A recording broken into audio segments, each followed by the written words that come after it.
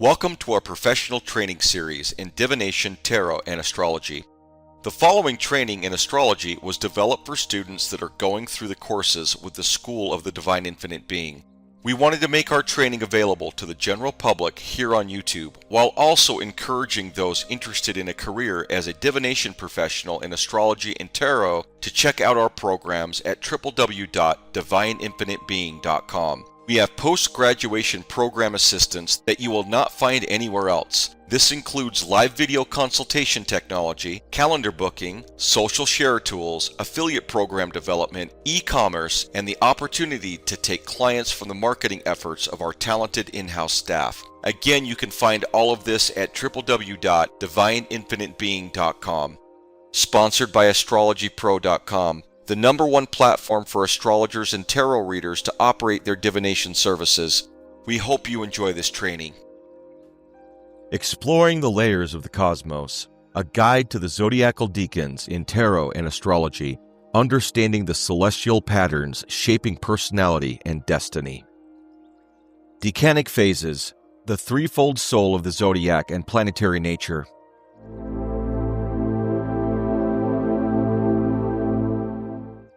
Introduction. The zodiac is often taught as 12 distinct signs, each a 30-degree portion of the sky with fixed traits and qualities.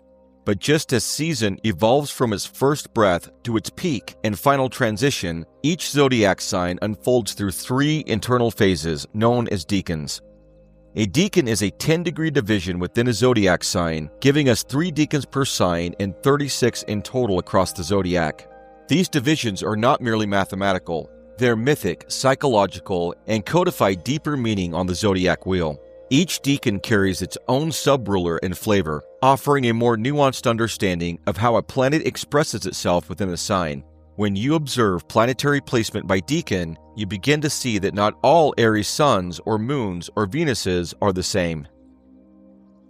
This training teaches you to see how each decan embodies the early, middle, and late phase of its sign, and how planets behave differently depending on the decan they occupy. The first decan often reflects the pure archetype of the sign. The second engages with tension, growth, or confrontation of the sign's qualities. The third tends to be reflective, hybridized, or complex, often reaching towards the following sign or integrating the whole. We'll work sign by sign, examining the archetypal evolution through the 3 decans, the traditional planetary rulers of each decan, usually based on the Chaldean order or a modified rulership model, the expression of the planets when placed in each decan, key words and behavioral traits, esoteric or theurgical considerations if appropriate, and the inclusion of the astrological decan system to the tarot. The classical tripartite decan system, the Chaldean order foundation.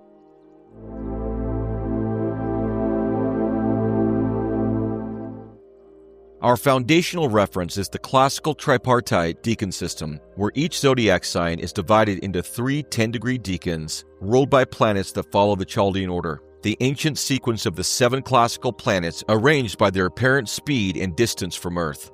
For example, Saturn to Jupiter, to Mars, to the Sun, to Venus, to Mercury, to the Moon. In this system, the first decan of a sign is ruled by the sign's own planetary ruler, and the subsequent decans are ruled by the next planets in the Chaldean sequence. For example, Aries, ruled by Mars, has decans ruled by Mars, then the Sun, then Venus. This classical system emphasizes planetary hierarchy and tradition, providing a solid historical foundation for understanding the subtle shifts of planetary tone through the early, middle, and late phases of each zodiac sign. The MacGregor-Mathers decan system, tarot, rhoda, and the Pythagorean pentagram.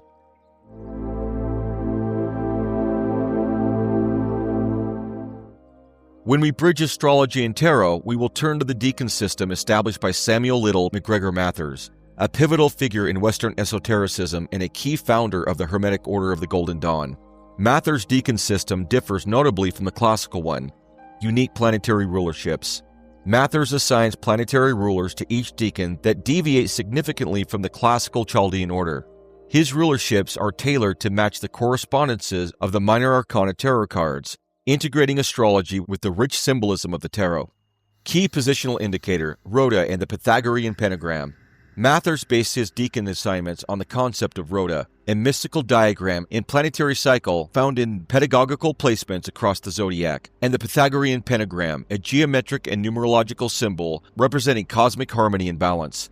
These esoteric tools guided Mathers in mapping planets to decans in a way that highlights hidden mathematical and symbolic relationships rather than classical astronomical sequences. Tarot integration. In Mathers' system, each decan corresponds directly to a minor arcana card, including court cards, making the system particularly useful for divination and ritual work, where tarot and astrology intertwine. Where the systems align and diverge.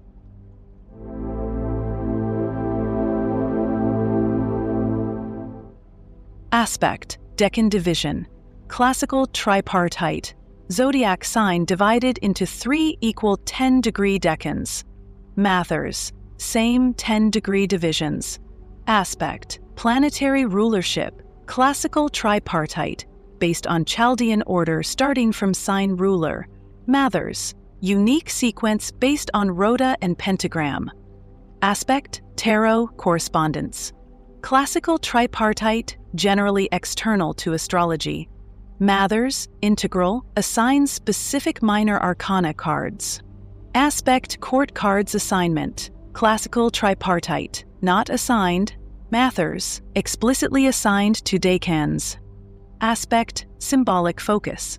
Classical tripartite, traditional planetary hierarchy and astrological logic. Mathers, esoteric symbolism, numerology, and tarot archetypes. Aspect, purpose. Classical, tripartite, astrological chart interpretation and nuance. Mathers, divination, ritual, symbolic meditation.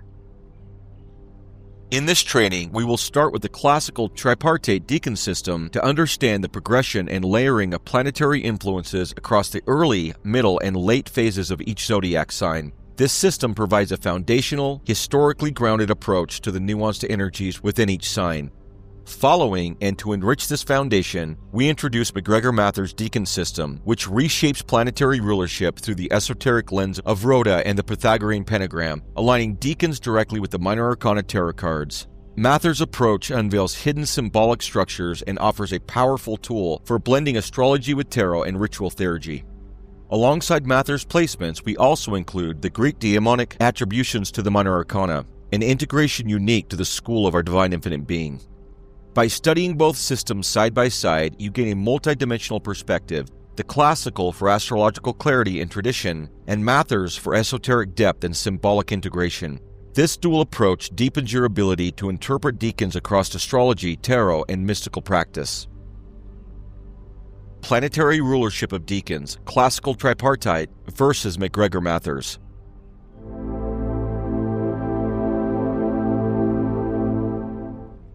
First decan of Aries, classical, Mars. Mathers, Mars, same alignment. Second decan of Aries, classical, Sun. Mathers, Sun, same alignment. Third decan of Aries, classical, Venus. Mathers, Venus, same alignment. First decan of Taurus, classical, Venus. Mathers, Mercury, different alignment. Second decan of Taurus, classical, Mercury. Mathers, Moon, different alignment. Third decan of Taurus, classical, Moon. Mathers, Saturn, different alignment. Third decan of Taurus, classical, Moon. Mathers, Saturn, different alignment. First decan of Gemini, classical, Mercury.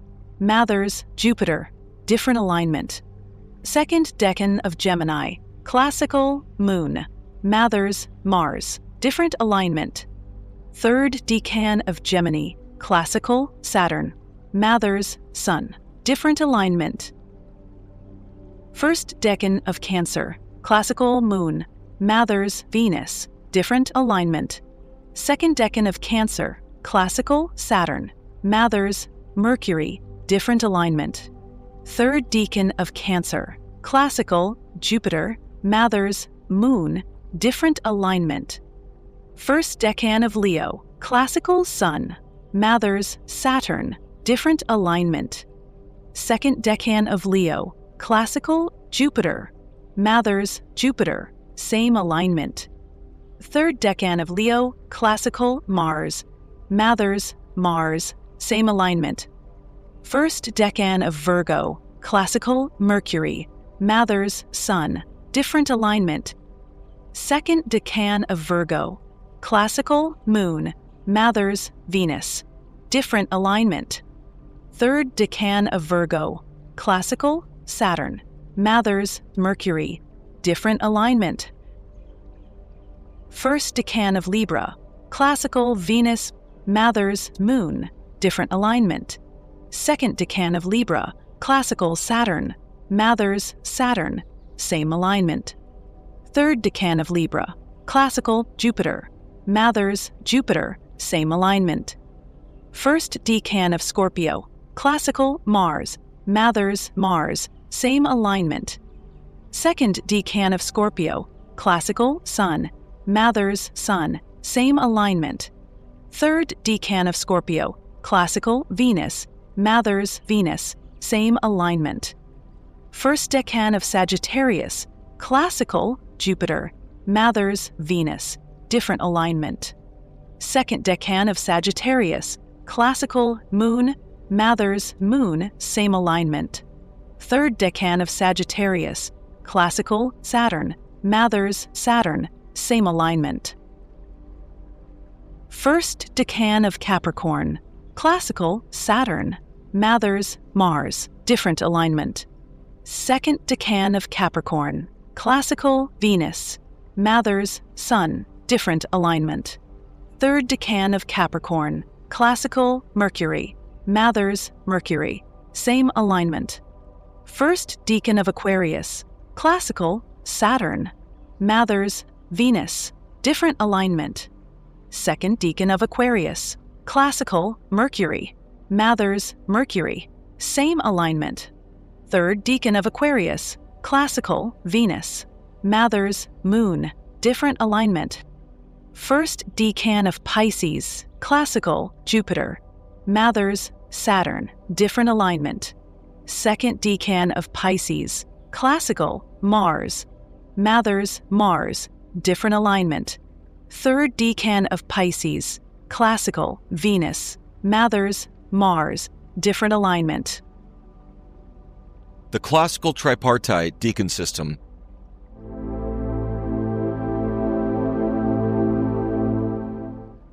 To begin, we will explore the classical tripartite decan system, the traditional and foundational approach used in astrology for dividing each zodiac sign into 3 distinct phases.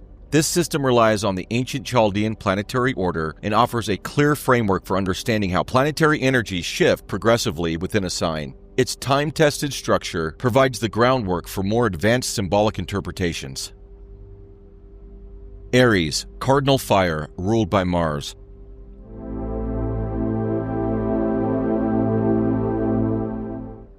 Theme: the birth of will. Aries begins the zodiac with explosive force. It is the spark of identity, the bursting forth of individuality and raw drive. Yet within Aries are 3 distinct experiences of this fiery emergence. These decans show how the force of Mars shifts from pure instinct to conflict and testing to refinement and directed power. First decan of Aries, 0 to 10 degrees. Subruler, Mars. Mars decan. Keywords: impulse, initiation, instinct, action without hesitation. Psychological phase: the ignition of selfhood.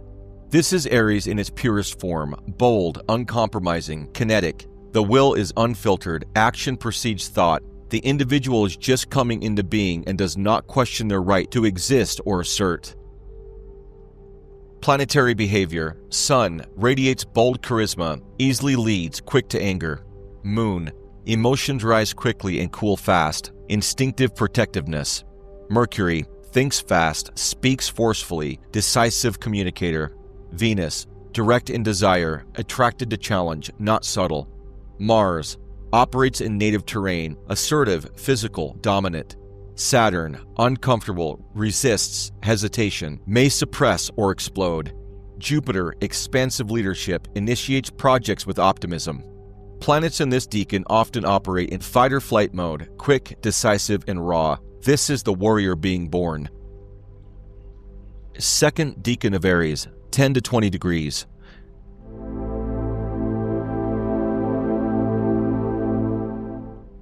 Subruler, Sun, Mars-Sun decan. Keywords: heroism, confrontation, pride, visibility, willpower. Psychological phase: testing identity through opposition. This decan engages the world. If the first was I am, this decan becomes I must prove I am. Here, the Martian will is tempered by solar ego, ambition, pride, honor, and the challenge of maintaining power in the face of resistance. Planetary behavior: Sun, dramatic leader, personal power becomes central.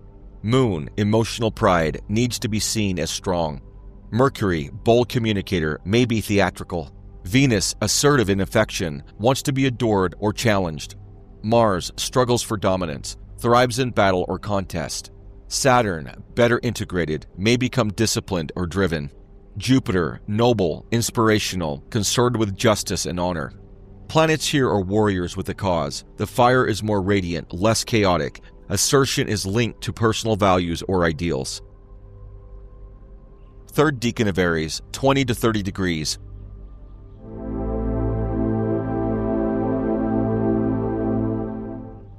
Subruler, Jupiter, Mars-Jupiter decan.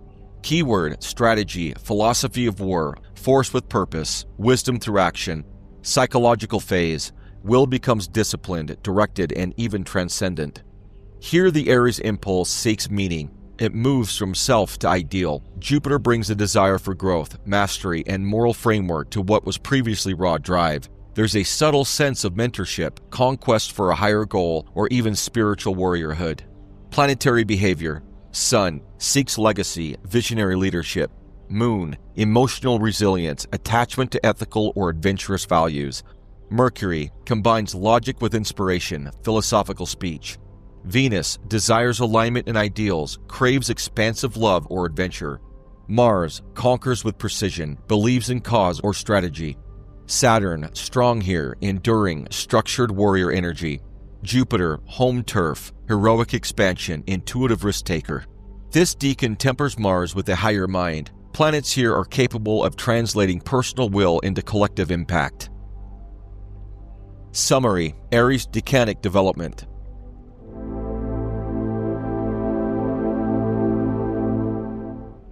First decan of Aries. Subruler, Mars. Theme: raw will. Planetary influence: fast, instinctual, bold. Second decan of Aries. Subruler, Sun. Theme: heroism. Planetary influence: proud, dramatic, striving. Third decan of Aries. Subruler, Jupiter. Theme: strategy. Planetary influence: purposeful, ethical, expansive. Taurus, fixed earth, ruled by Venus.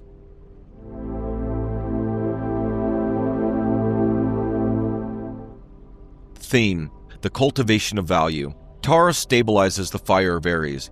It is the sign where desire becomes tangible and energy becomes form. Taurus grounds life in the body, in rhythm, in repetition and abundance. But its three decans reveal very different expressions of this stability, from sensual security to progressive power to sacred embodiment. First decan of Taurus, 0 to 10 degrees.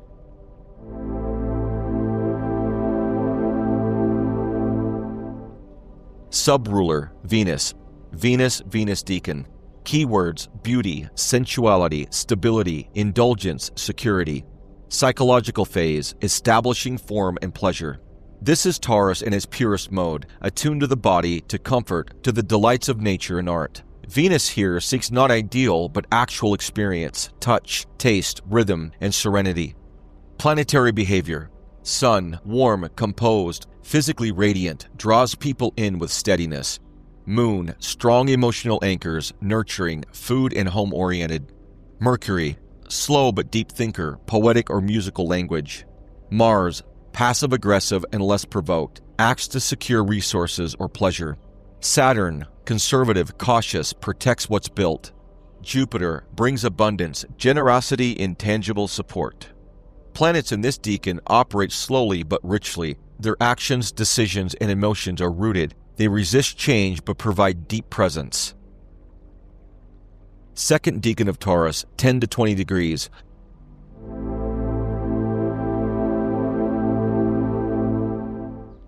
Subruler, Mercury, Venus-Mercury decan. Keywords: resourcefulness, cunning, material strategy, accumulation. Psychological phase: testing value and seeking power through mastery. The second decan introduces mental and communicative sharpness. Mercury blends with Venus to make this decan more curious, acquisitive, and even manipulative. It is here that the love of stability meets the hunger for control over value, possessions, skill, or influence. Planetary behavior: Sun, strong-willed and self-possessed, keen on establishing their name. Moon, needs control and clarity in emotional exchanges. Mercury, precise, financially savvy, good with speech and trade. Venus, selective in love, skilled in persuasion, calculating but elegant. Mars, strategically assertive, acquires rather than conquers. Saturn, focuses on long-term security through control of systems or money. Jupiter, expands through clever investments, practical ideology. Planets here are concerned with the means of preservation, mental clarity, skill, and the ability to possess or influence value. Third decan of Taurus, 20 to 30 degrees.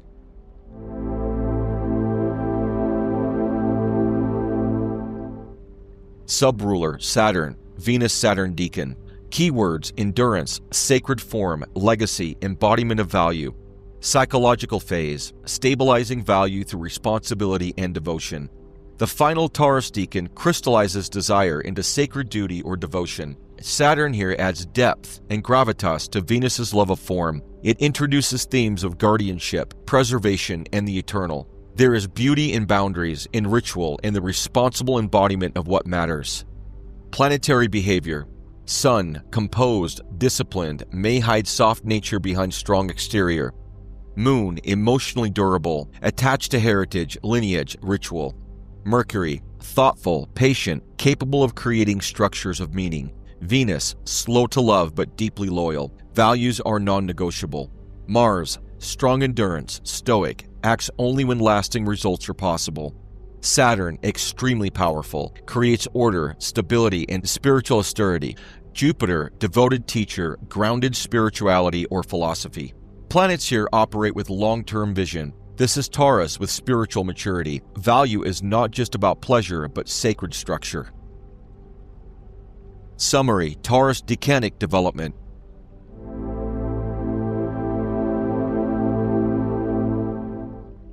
First decan of Taurus, subruler Venus. Theme: sensual, grounding. Planetary influence: rooted, slow, indulgent, stabilizing. Second decan of Taurus, subruler Mercury. Theme: strategic value. Planetary influence: witty, acquisitive, shrewd. Third decan of Taurus, subruler Saturn. Theme: sacred endurance. Planetary influence: durable, spiritual, legacy-focused. Gemini, mutable air, ruled by Mercury.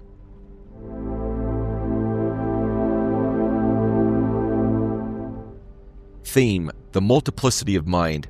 Gemini is the first mutable sign, and it introduces movement, dialogue, multiplicity, and contrast. It is the Zodiac storyteller and translator, shaping perception through language. But each decan of Gemini expresses a different way the mind encounters the world, from pure curiosity to rhetorical dominance to mythic synthesis. Gemini is never static, but in its decans we see a journey from stimulus to strategy to symbolic power. First decan of Gemini, 0 to 10 degrees.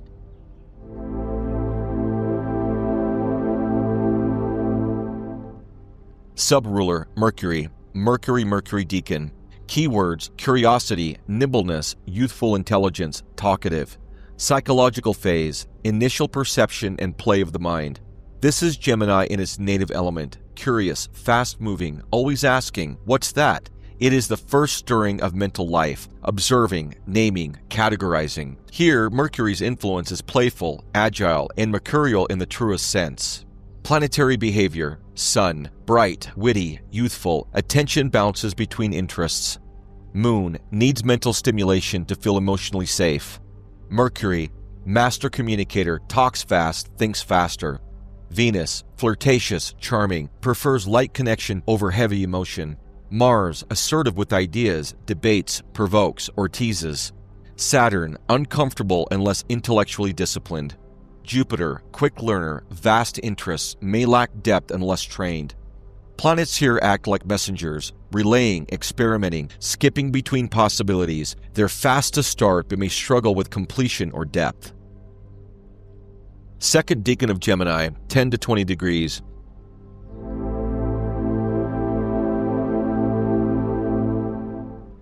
Subruler, Venus, Mercury-Venus decan. Keywords: persuasion, seduction, style, charisma, linguistic power. Psychological phase: engaging the world through charm, skill, or duality. Here Gemini begins to refine its communicative tools. Venus softens Mercury's scatter, creating a more alluring, artistic, or strategic expression of Gemini's gifts. The second decan plays with duality and contrast, multiple perspectives, double meaning, beauty through language. Planetary behavior: Sun, radiant communicator, charismatic, socially agile. Moon, emotionally clever, uses charm to navigate needs. Mercury, eloquence, diplomacy, ability to shape perception. Venus, artist of speech, loves poetry, cleverness, contradiction. Mars, less direct, may act through implication or wit. Saturn, becomes elegant, poised, may mask emotion. Jupiter, relational philosophy, interested in multiple systems of thought. Planets in this decan often deal in relationships, contrast, and influence. It's less about collecting data and more about shaping it for impact. Third decan of Gemini, 20 to 30 degrees.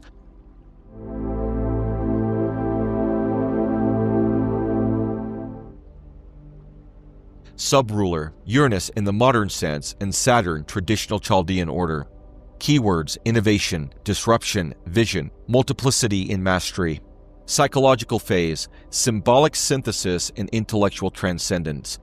The final Gemini decan pushes the multiple mind into wild and visionary territory. Whether through Saturn as traditional structure or Uranus as disruptor of form, the third decan attempts to unify opposites through revolutionary insight or deeply structured cognition. It can be prophetic, eccentric, or manic, depending on the planet and balance. Planetary behavior: Sun, sees patterns others don't, unconventional leader or polymath. Moon, emotionally volatile or brilliant, sensitive to symbols, paradox. Mercury, genius-level insight, lateral thinker, codebreaker. Venus, drawn to odd beauty, unique relationships, transgressive art. Mars, eruptive energy, unpredictable, radical, or prophetic action. Saturn, unifier of ideas, mystical architect, mental fortress. Jupiter, visionary, may teach across disciplines or cultures. Planets here behave like trickster sages, blending intellect with esoterica, technology, or rebellion. They may seem strange, but they're often ahead of their time. Summary: Gemini decanic development.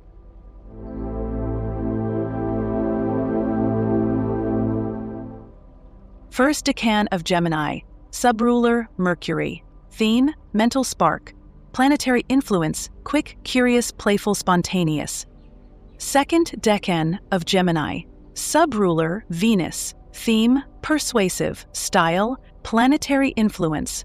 Social, artistic, charming, witty. Third decan of Gemini, subruler Uranus/Saturn.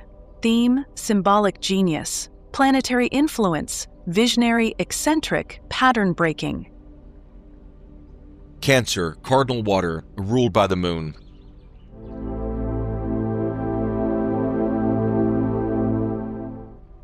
Theme: the protection of life.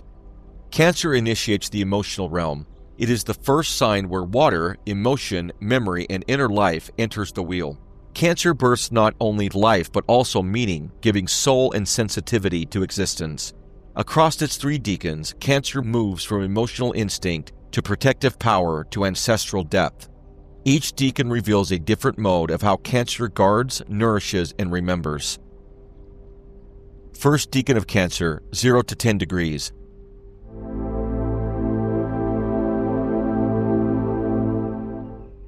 Subruler, Moon, Moon decan. Keywords: nurturing, emotional safety, home, material instinct. Psychological phase: the birth of emotional identity. This is Cancer at its most instinctive, the primal need to belong, to feel, to shelter. Emotions arise directly and unfiltered, often tied to childhood memory, maternal care, or safety-seeking behavior. It's the emotional womb of the zodiac. Planetary behavior: Sun, glows with warmth but is sensitive to rejection, seeks belonging. Moon, highly reactive, strong memory and familial attachment. Mercury, learns through emotional resonance, story, and tone. Venus, deep need for loyalty, attracts through softness and familiarity. Mars, protective rather than aggressive, defends those they love. Saturn, may struggle with emotional repression or hypervigilance. Jupiter, generous, expansive caregiver, protector of community. Planets here act with emotional immediacy. They do not intellectualize experience, they feel first, react second, and reflect later. Second decan of Cancer, 10 to 20 degrees.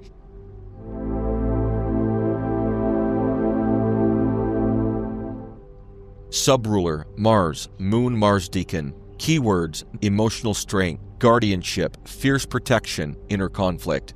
Psychological phase: emotion meets confrontation, defense of the vulnerable.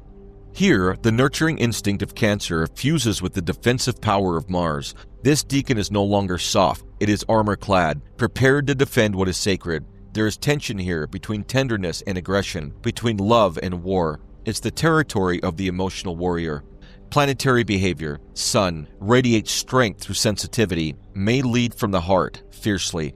Moon, emotions surge with intensity, prone to mood swings or protective outbursts. Mercury, sharp tongue when hurt, emotional intelligence mixed with defense. Venus, possessive in love, craves intensity and loyalty. Mars, thrives here, fights to protect, channels rage into care. Saturn, forms perfective emotional boundaries, sometimes rigidly. Jupiter, inspires others through fierce compassion or warrior-like healing. Planets here are protectors. Emotional depth combines with instinctive courage. They are sensitive, yes, but they will stand their ground and defend what matters. Third decan of Cancer, 20 to 30 degrees.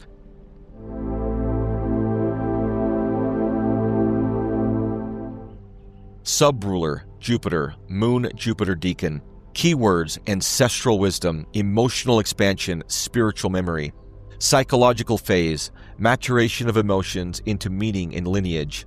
This decan expands Cancer's emotion into rational, traditional, and soul memory. Jupiter adds a sense of spiritual purpose, connecting the individual to family, ancestors, mythology, or spiritual teachings. The emotions here are deep, but also guided by vision, belief, and moral imagination. Planetary behavior: Sun, leadership through heritage, may carry a family legacy or mission. Moon, deep well of ancestral or karmic emotion, empathetic. Mercury, philosophical speech, storyteller, counselor, or dream interpreter. Venus, attracted to soulful partners, gives deeply with a sense of higher love. Mars, less reactive, acts with spiritual motive, defender of traditions. Saturn, grounded spiritual strength, inner maturity. Jupiter, immense emotional and psychological insight, the priest or healer. Planets here are emotionally rich and transgenerational. They act not just for themselves, but for their families, their people, or the greater soul of humanity. Summary: Cancer decanic development.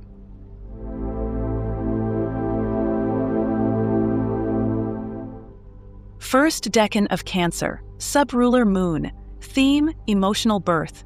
Planetary influence: nurturing, protective, reactive. Second decan of Cancer, subruler Mars. Theme: guardian of feeling. Planetary influence: fierce, defensive, emotionally driven. Third decan of Cancer, subruler Jupiter. Theme: lineage and meaning. Planetary influence: spiritual, ancestral, emotionally expansive. Leo, fixed fire, ruled by the sun.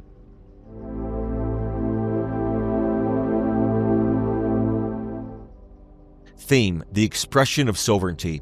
Leo is the throne of the sun, the radiant, creative, and self-aware center of the zodiac. Leo's three decans reflect the arc of solar selfhood, from pure expression to power dynamics to sacrificial leadership. In its heart, Leo concerns itself with authentic identity and the drama of becoming fully visible. The journey across its decan is one of ego maturation, from performance to responsibility. First decan of Leo, 0 to 10 degrees.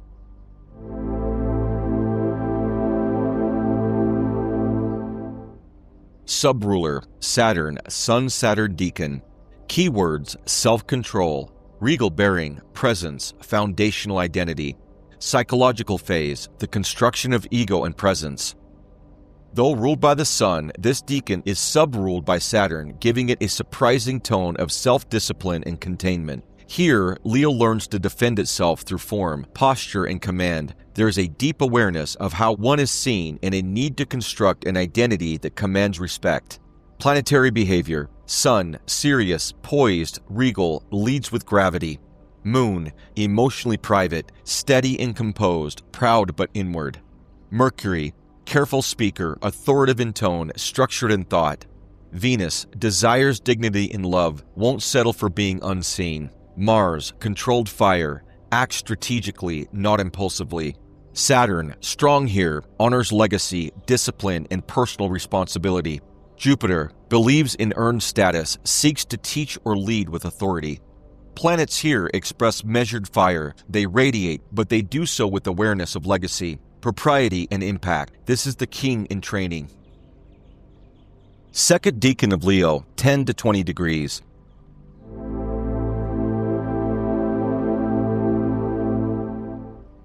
Subruler, Jupiter, Sun-Jupiter decan.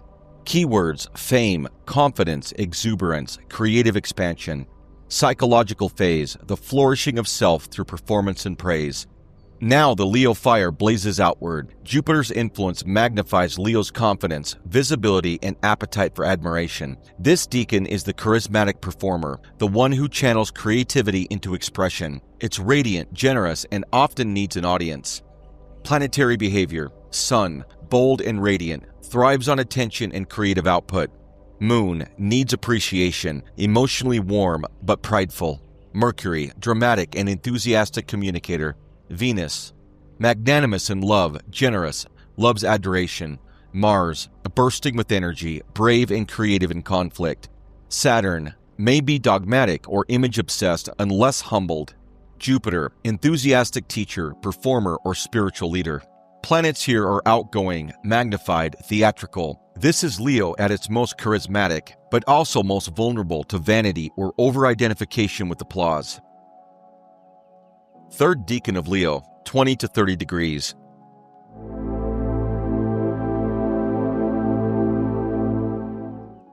Subruler, Mars, Sun-Mars decan.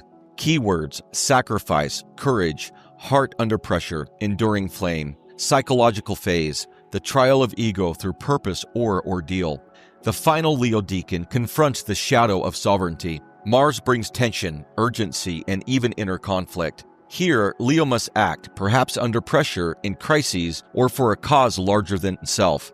This is the wounded hero, or selfless warrior, where the heart burns with devotion, not just display. Planetary behavior: Sun, faces real tests, radiates under strain, stronger through adversity.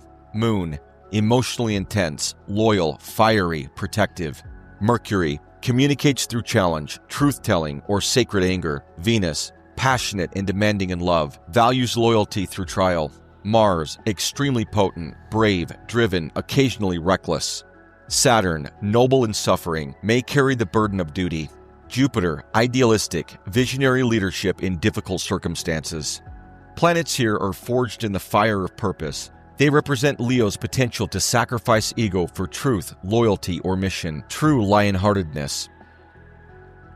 Summary: Leo decanic development.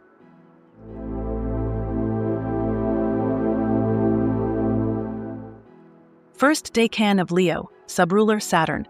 Theme: disciplined identity, planetary influence, stoic, composed, regal fire. Second decan of Leo, subruler Jupiter. Theme: creative magnitude, planetary influence, theatrical, generous, visible. Third decan of Leo, subruler Mars. Theme: heroic fire, planetary influence, brave, intense, sacrificial. Virgo, mutable earth, ruled by Mercury.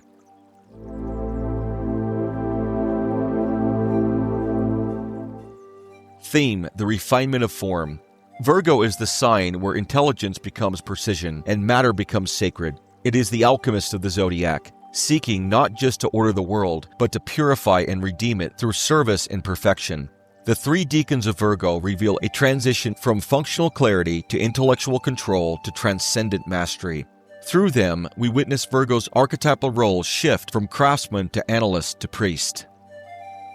First decan of Virgo, 0 to 10 degrees.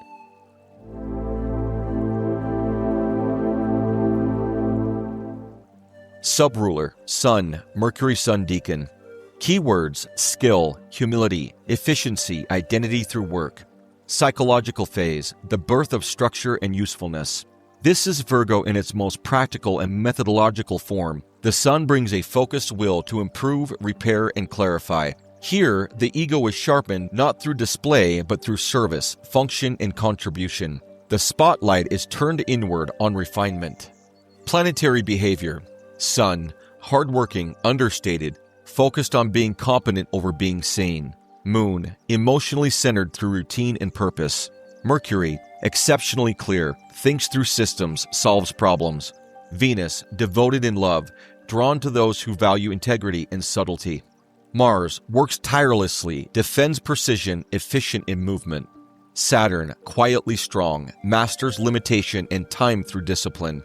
Jupiter, practical wisdom, beliefs rooted in observation and function.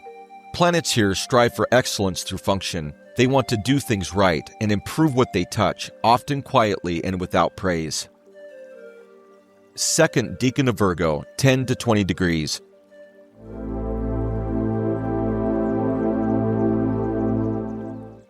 Subruler, Venus, Mercury-Venus decan. Keywords, harmony through order, analytical elegance, perfectionism. Psychological phase, seeking beauty and control through mental precision. This decan brings aesthetic awareness into Virgo's world. Venus softens Mercury's strictness, but also enhances perfectionism and discernment. There's a powerful focus here on harmony, purity, and correctness, especially in thought, language, and form. Planetary behavior. Sun, keenly attuned to proportion, ritual, and style, elegant restraint. Moon, emotionally refined, may be sensitive to disorder or criticism.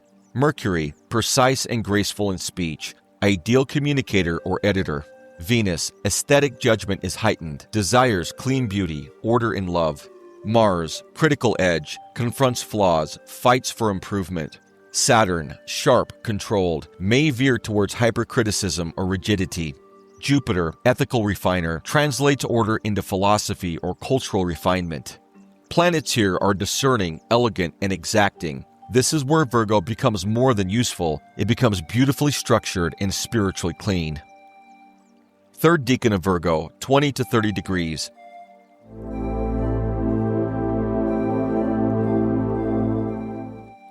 Subruler, Mercury, Mercury decan.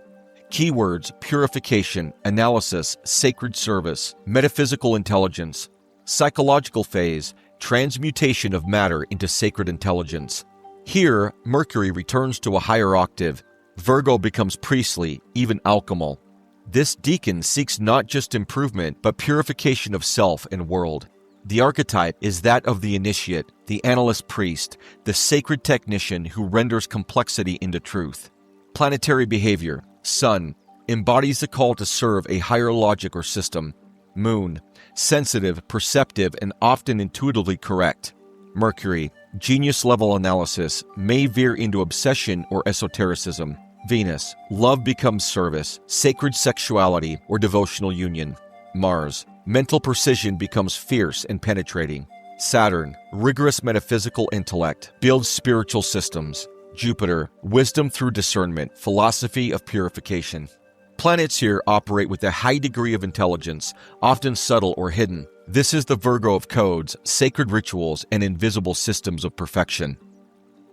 Summary: Virgo decanic development.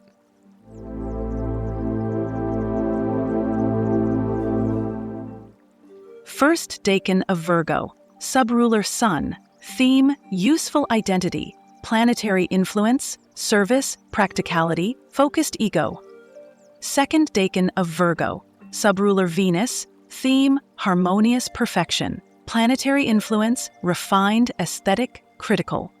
Third decan of Virgo, subruler Mercury, theme, sacred intelligence, planetary influence, analytical, metaphysical, initiatory. Libra, cardinal air, ruled by Venus.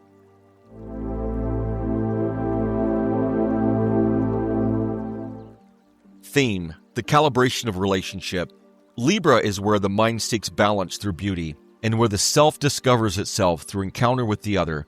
As the first sign of the zodiac oriented explicitly towards relationship, Libra decans reflect the unfolding challenge of harmonizing duality, not just social grace, but justice, conflict, and cosmic proportion.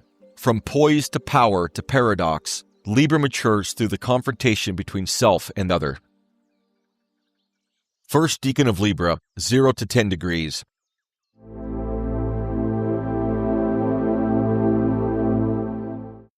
Subruler, Moon, Venus Moon Decan. Keywords, charm, harmony, sensitivity, elegance, peace-seeking. Psychological phase, emerging into the world through connection and reflection.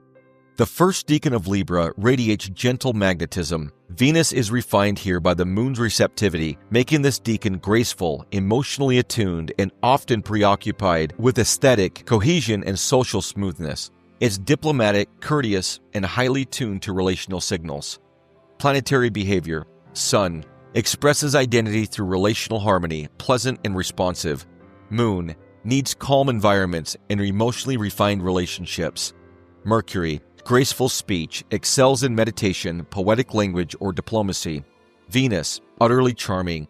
Love is a mirror of emotional atmosphere. Mars, subtle in assertion, prefers tact or indirect confrontation. Saturn, hesitant, seeks security through social acceptance. Jupiter, spreads calm and fairness, spiritual teacher of grace and courtesy. Planets here behave with restraint and softness. They seek not to dominate but to co-create environments of peace and mutual regard. Second decan of Libra, 10 to 20 degrees.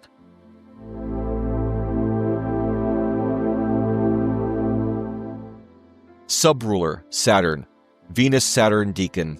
Keywords, justice, responsibility, law, poise under pressure. Psychological phase, the weight of fairness, morality, rules, and power balance. Here Libra confronts the seriousness of balance, not just as preference, but as principle. Saturn lends this decan severity and moral weight. It can manifest as stoic idealism, strategic restraint, or the cold justice of law. It is the Libra of the judge's bench, the contract and the oath. Planetary behavior. Sun, carries dignity and responsibility, seeks ethical leadership. Moon, emotionally composed, disciplined, and slow to trust.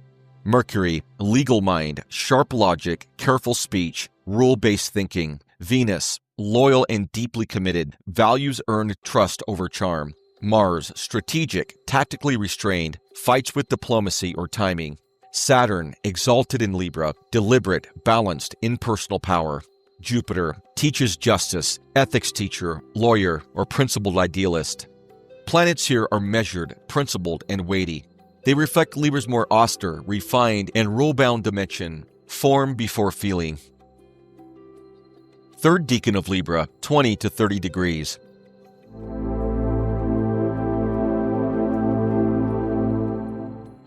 Subruler, Jupiter, Venus-Jupiter decan. Keywords, sacred balance, wisdom of paradox, the priest of proportion. Psychological phase, transcending polarity through synthesis and understanding. The final Libra decan reaches for universal harmony. Jupiter brings an expansive, almost cosmic sense of justice, idealism, and reconciliation. Here, Libra begins to embody symbolic wisdom, spiritual diplomacy, and the bridging of irreconcilable tensions, not by flattening difference, but by weaving it into a greater design. Planetary behavior. Sun, radiates harmony that uplifts others, idealistic, artistic, often visionary. Moon, deeply empathetic, feels for the collective, not just the self. Mercury, philosophical, cross-cultural, elegantly paradoxical.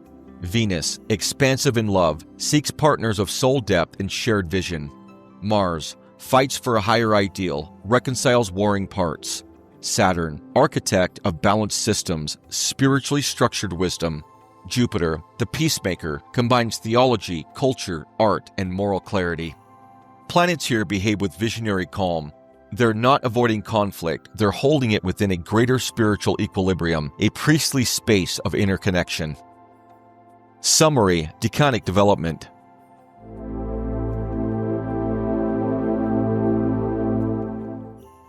First decan of Libra. Subruler Moon. Theme: gentle connection. Planetary influence: idealistic, wise, paradox embracing. Second decan of Libra. Subruler Saturn. Theme: just responsibility. Planetary influence: rule-bound, moral, balanced power. Third decan of Libra. Subruler Jupiter. Theme: sacred harmony. Planetary influence: idealistic, wise, paradox embracing. Scorpio, fixed water, ruled by Mars, classical, and Pluto, modern.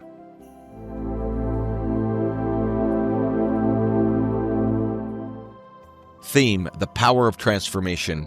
Scorpio is the sign where depth meets will, and where emotional intensity becomes a tool for transformation, fusion, and control. It penetrates surfaces, seeks truth behind appearances, and is unafraid of death, desire, or darkness. The three decans of Scorpio reveal a passage from raw intensity to strategic manipulation to spiritualized will. Scorpio grows from emotional instinct to power mastery to the rebirth of the soul. First decan of Scorpio, 0 to 10 degrees.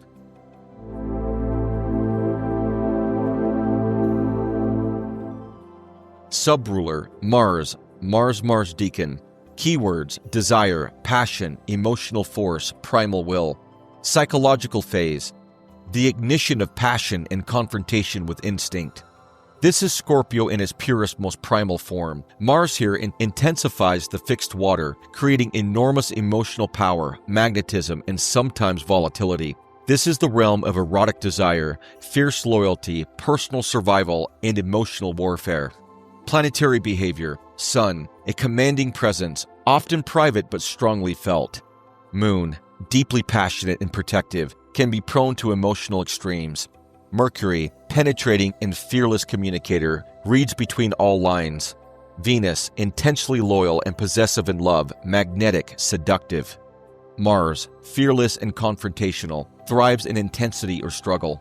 Saturn may repress feelings but acts with cold precision and long memory. Jupiter, beliefs shaped by transformative or emotional crises. Planets here are driven, emotionally charged, and often possessive. This decan does not flinch. It confronts and engages whatever it desires, fears, or must protect. Second decan of Scorpio, 10 to 20 degrees.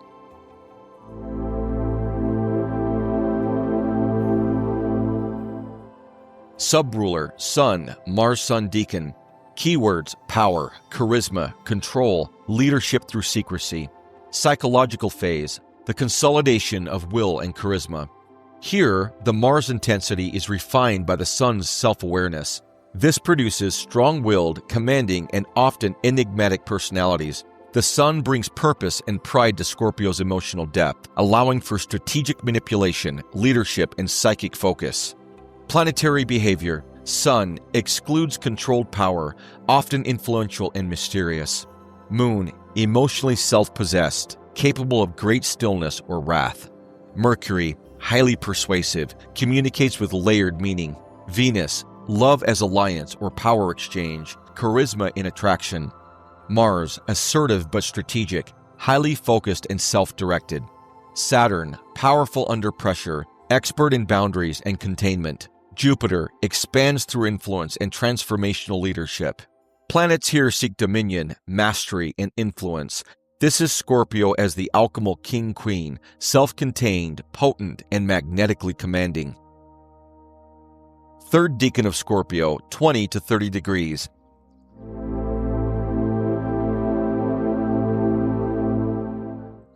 Subruler is Venus, Mars-Venus decan. Keywords: transmutation, sacred union, death and rebirth, inner alchemy. Psychological phase: the surrender of form and emergence of essence. The final Scorpio decan brings a shift here. Venus softens and mystifies Scorpio's intensity. This is where the scorpion transforms into the eagle or phoenix, rising from the ashes. Love becomes transfiguring. Sexuality becomes spiritualized. Power becomes surrendered to transformation. It's a realm of tantric union, profound loss, and rebirth. Planetary behavior. Sun surrenders ego to become something greater, the alchemal initiate. Moon, emotionally transformative, vulnerable, and powerfully intimate. Mercury thinks through paradox, poetry, or occult insight. Venus longs for deep union. Beauty is experienced as metamorphosis. Mars, fierce but hidden, sacrifices outer aggression for inner power. Saturn faces deep fears with patience, slow initiatory process. Jupiter, philosophy of surrender, grows through loss, integration, and transcendence. Planets here act with depth, subtlety, and sacred intensity. This decan is the most transformative and often the most esoteric. It rules over the rites of death, union, and rebirth. Summary: Scorpio decanic development.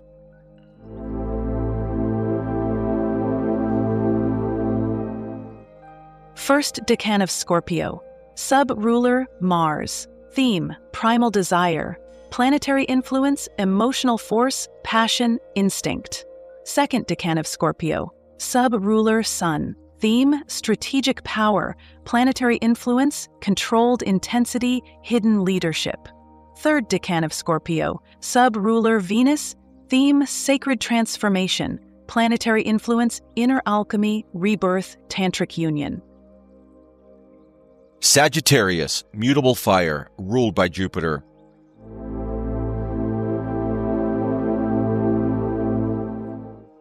Theme: the quest for truth and meaning. Sagittarius is the sign where inspiration seeks direction, and the soul turns outward towards the horizon of meaning. It is the fire of the pilgrim, philosopher, prophet, and nomad. These decans chart the expansion of identity from impulse to belief to cosmic vision. Sagittarius doesn't merely ask, what is true? It longs to live that truth, to travel beyond limits, and to see the divine in motion. First decan of Sagittarius, 0 to 10 degrees.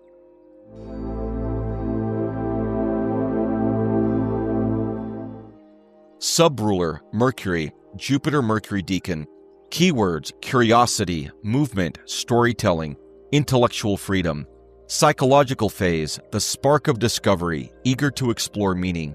The first Sagittarius decan is swift, bright, and mentally agile. Mercury lends an inquiring, searching mind to Jupiter's grand scale. This is the wanderer or student of the world, quick-witted, ever-learning, prone to excitement and restlessness. The voice is strong here. Truth is spoken, written, debated, and spread. Planetary behavior: Sun expresses truth through teaching or performance, thrives in movement. Moon needs stimulation, openness, and freedom to explore emotions. Mercury, highly verbal, witty, philosophical, teacher or traveler of ideas. Venus, charms through intelligence, values mental and physical freedom. Mars, adventurous and assertive, thrives in challenges or journeys. Saturn may over-discipline the mind, seeks structure and belief. Jupiter speaks widely, the missionary or cultural educator. Planets here are lively, expressive, and curious. This decan is where Sagittarius is the storyteller scholar, gathering symbols and teachings like firewood for a future vision. Second decan of Sagittarius, 10 to 20 degrees.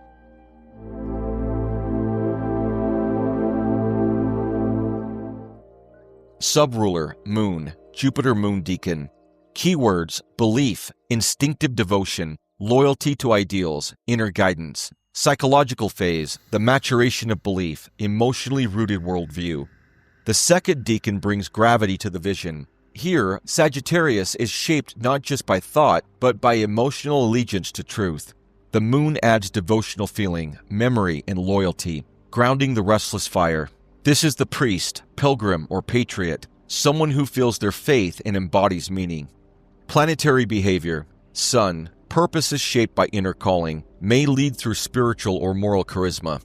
Moon, deeply identified with belief or lineage, emotionally expressive.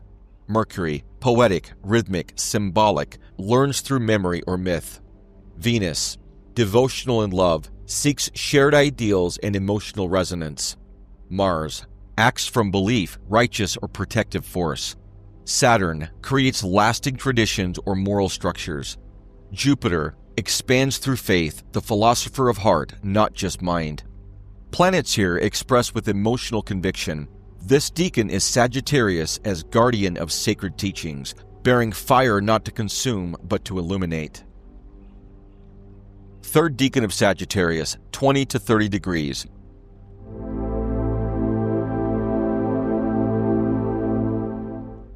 Subruler, Saturn, Jupiter-Saturn decan. Keywords: vision, legacy, law, spiritual discipline. Psychological phase: the long arc of destiny, the architecture of truth. The final Sagittarius decan aspires to build structures for the spirit. Saturn brings focus, responsibility, and the weight of legacy. The soul here dreams of something lasting, laws, teaching, philosophies, or cultural traditions that can survive the winds of time. Sagittarius becomes the sage, lawgiver, or master teacher, aiming high with tempered fire. Planetary behavior: Sun, leader with a long-term mission, focused on legacy or tradition. Moon, steady and reverent, drawn to enduring wisdom. Mercury, strategic, methodological, ideological, philosopher with a system. Venus, committed love, seeks meaning through enduring partnerships. Mars, restless pursuit of long-term goal, great stamina. Saturn, strong placement, architect of doctrine, law, or spiritual lineage. Jupiter, wields authority in religion, law, or cultural values. Planets here operate with long-range purpose and serious conviction. This is the Sagittarius who builds temples, institutions, or traditions of wisdom, a spiritual steward of the future. Summary: Sagittarius decanic development.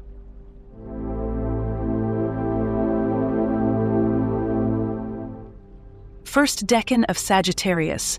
Subruler Mercury. Theme: mental exploration. Planetary influence: curious, quick, communicative, idea-driven. Second decan of Sagittarius. Subruler Moon. Theme: emotional belief. Planetary influence: loyal, moral, spiritually expressive. Third decan of Sagittarius.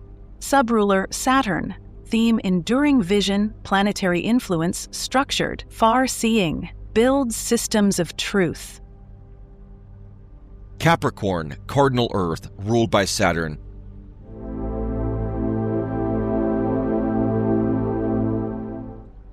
Theme: the ascent of responsibility and mastery. Capricorn represents the mountain climb of ambition, where raw potential is forged into lasting achievement. It embodies endurance, structure, and authority. Its three decans reveal the phases of discipline, authority, and legacy building, a journey from the first step of responsibility to the summit of mastery and influence. Capricorn's nature is slow but relentless, shaping the material world through patient effort. First decan of Capricorn, 0 to 10 degrees.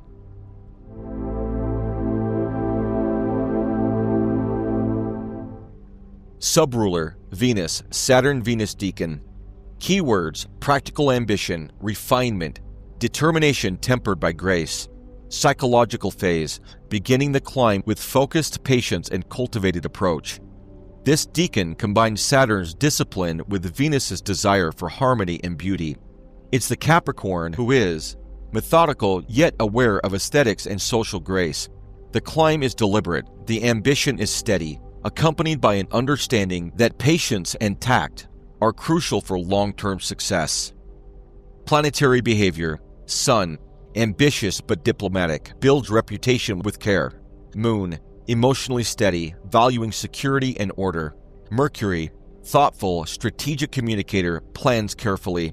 Venus, drawn to stability in relationships, values loyalty and refinement. Mars, persistent by measured energy, uses effort wisely. Saturn, naturally strong here, enforces boundaries and structure. Jupiter, seeks growth through steady progress and practical wisdom. Planets here express disciplined grace. They balance ambition with social tact and long-term vision. Second decan of Capricorn, 10 to 20 degrees.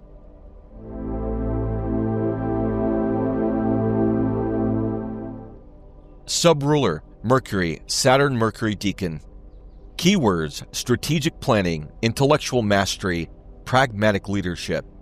Psychological phase: building structure through focused thought and precise action. Mercury sharpens Capricorn's methodological nature, producing strategic thinkers and problem solvers who navigate authority through intellect and clear communication. This decan is the master planner and administrator, turning goals into detailed blueprints. Planetary behavior: Sun, strong executive presence, leads with intellect and clear vision.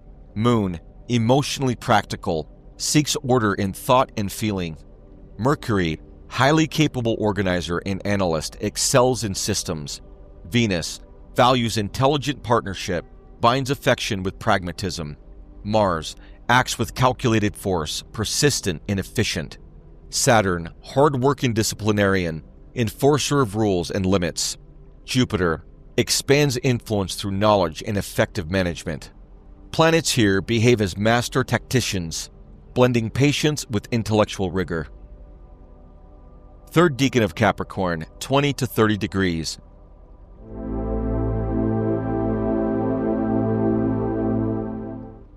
Subruler, Saturn, Saturn decan. Keywords: authority, legacy, tradition, enduring structure. Psychological phase: reaching the summit, embodying leadership and long-term responsibility. This is the purest Saturn decan, intensifying Capricorn's focus on authority, tradition, and legacy.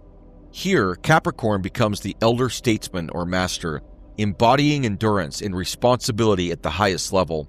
This decan is about building something that lasts, often through sacrifice and disciplined leadership. Planetary behavior: Sun, radiates commanding authority and wisdom, a venerable presence. Moon, emotionally reserved but deeply committed to duty and order. Mercury, thoughtful, conservative, communicates with weight and clarity. Venus, loyalty and devotion define love, committed to lasting bonds. Mars, strong, steady, disciplined, relentless pursuit of goals. Saturn, exalted here, embodies mastery over time and material reality. Jupiter, guides through experience, visionary within boundaries. Planets in this decan express profound responsibility and long-term vision, often associated with tradition and enduring authority. Summary: Capricorn decanic development.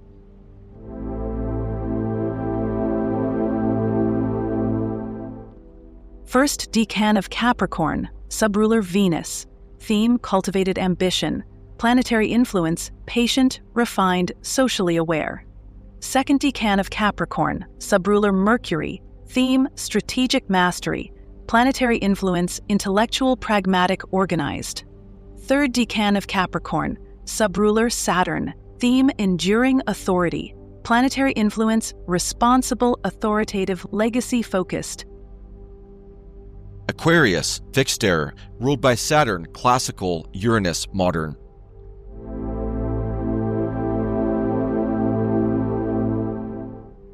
Theme: the vision of innovation and collective freedom. Aquarius is the sign of the future thinker, the humanitarian, and the rebel. It embodies the drive to break boundaries and create new forms of social order based on ideals of freedom and equality. Across its decans, Aquarius journeys from individual originality through social responsibility to universal vision. It balances the tension between personal innovation and collective unity. First decan of Aquarius, 0 to 10 degrees.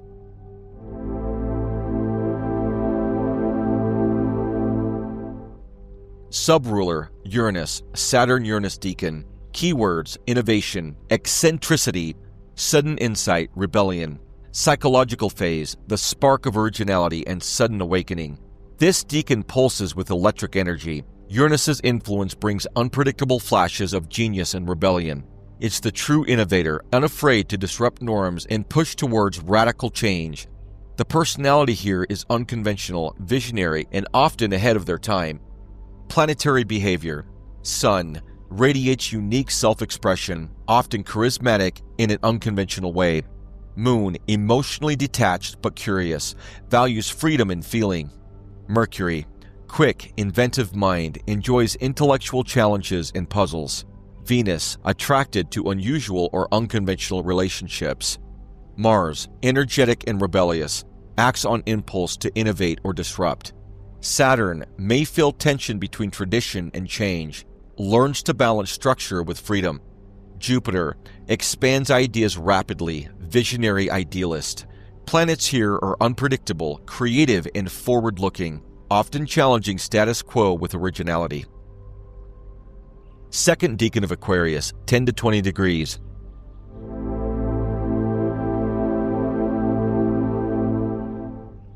Subruler, Mercury, Saturn-Mercury decan. Keywords: intellectual community, communication, social responsibility. Psychological phase: the thinker as organizer and connector.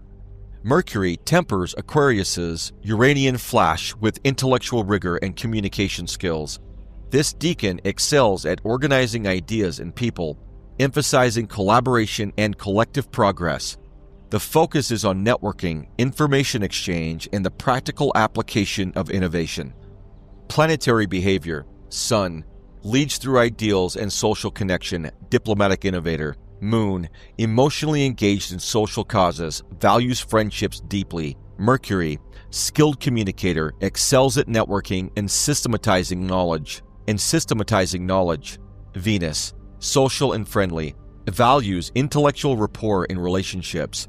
Mars, acts strategically in group contexts, motivated by ideals.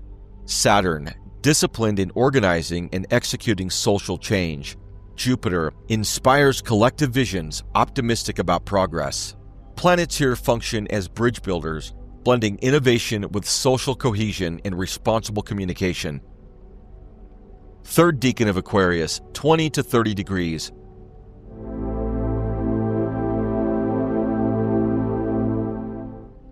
Subruler, Venus, Saturn-Venus decan. Keywords: humanitarian vision, aesthetic idealism, social harmony. Psychological phase: the visionary lover of humanity and beauty. Venus softens Aquarius's futuristic edge with a desire for harmony and beauty within the collective. This decan is idealistic about human connection and social justice, often inspiring through artistic or humanitarian expression. It represents the sage who dreams of a better world, grounded in love and fairness. Planetary behavior: Sun, radiates warmth and idealism within the community. Moon, emotionally invested in collective well-being and justice. Mercury, communicates with compassion and vision. Venus, deeply values love as a uniting force, often involved in creative or social causes. Mars, motivated by compassion and a desire for equality. Saturn, balances idealism with pragmatic efforts for social reform.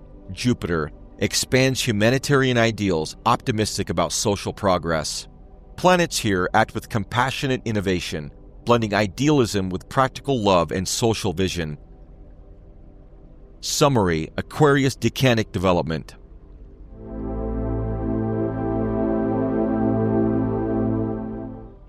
First decan of Aquarius. Subruler, Uranus. Theme: radical innovation, planetary influence, unconventional, visionary, disruptive.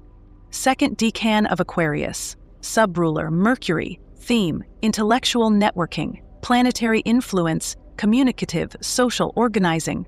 Third decan of Aquarius. Subruler, Venus.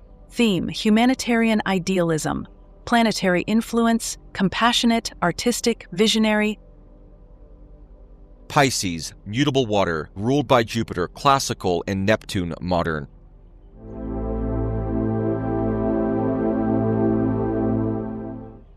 Themes: the mystical union and transcendence.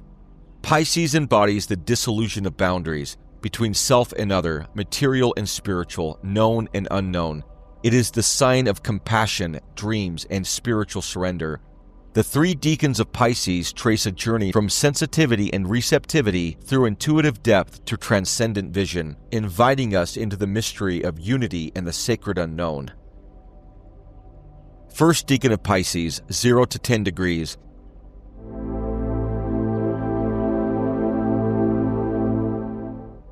Subruler, Jupiter, Neptune-Jupiter decan. Keywords: sensitivity, compassion, spiritual openness. Psychological phase: the opening of the soul to universal love. The first Pisces decan carries Neptune's mysticism, refined by Jupiter's expansive optimism. This is a deeply sensitive and empathetic phase, where emotional boundaries are porous and compassion flows freely. It is the realm of spiritual seekers, who long to connect with the divine and the collective unconscious. Planetary behavior: Sun, radiates warmth and spiritual idealism, seeks meaningful connection. Moon, highly receptive, emotionally attuned to the suffering and joy of others. Mercury, intuitive communicator, expresses symbolic or poetic truths. Venus, loving and selfless, drawn to mystical or romantic ideals. Mars, gentle energy, acts with compassion and protection for the vulnerable. Saturn, may struggle with boundaries, learns discipline through spiritual practice. Jupiter, optimistic and expansive, faith in higher purpose and unity.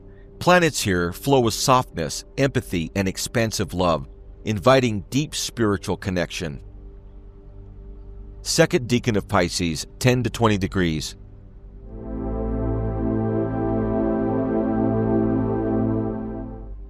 Subruler, Mars, Neptune-Mars decan. Keywords: intuition, emotional depth, protective strength. Psychological phase: the awakening of spiritual courage and inner power. Mars energizes Pisces' watery nature with dynamic emotional strength. This decan channels the strength to protect, to confront shadow, and to act on spiritual insights. It balances vulnerability with courage and can represent the warrior of compassion or the mystic who dares to dive deep into darkness. Planetary behavior: Sun, shines with passionate devotion, purposeful in spiritual pursuits. Moon, emotionally intense, loyal and protective in relationships. Mercury, sharp intuition, often communicates through metaphor or symbol. Venus, fierce in love and loyalty, attracts profound connections. Mars, courageous and resilient, acts for justice and healing. Saturn, learns endurance through spiritual trials and boundaries. Jupiter, expands through experience and transformative challenges. Planets here combine emotional depth with purposeful action, embodying a warrior poet energy. Third decan of Pisces, 20 to 30 degrees.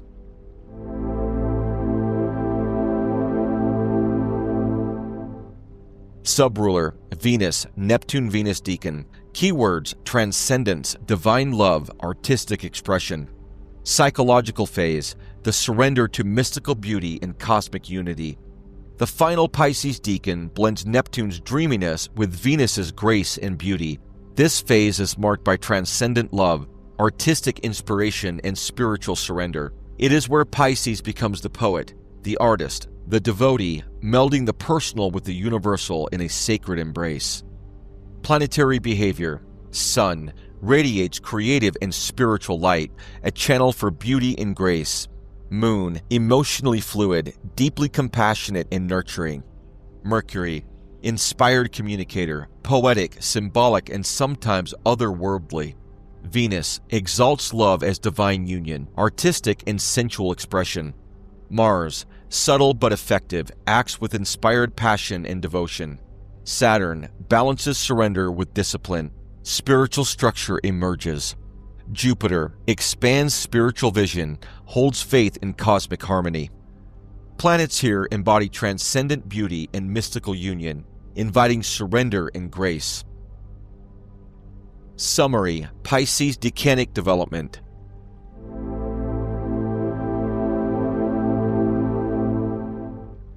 First decan of Pisces, subruler Jupiter, theme: compassionate openness, planetary influence: sensitive, expansive, spiritual.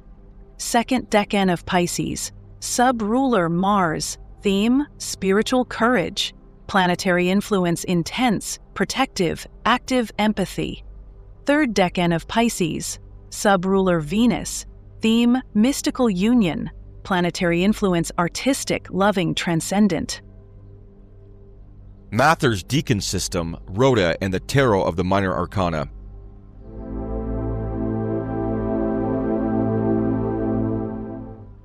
Next, we will turn to MacGregor Mather's Decan system, which presents a unique esoteric reinterpretation of Decan rulerships. Grounded in the mystical concepts of Rhoda and the Pythagorean pentagram, Mather's system integrates tarot symbolism directly with astrology. This approach offers a layered, symbolic perspective that expands the classical understanding and connects Decans with the archetypal energies of the minor arcana cards.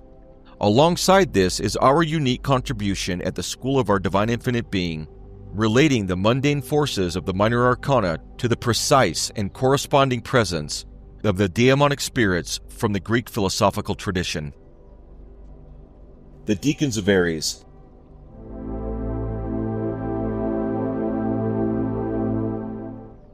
First Decan, 0 to 10 degrees, March 21st to March 30th.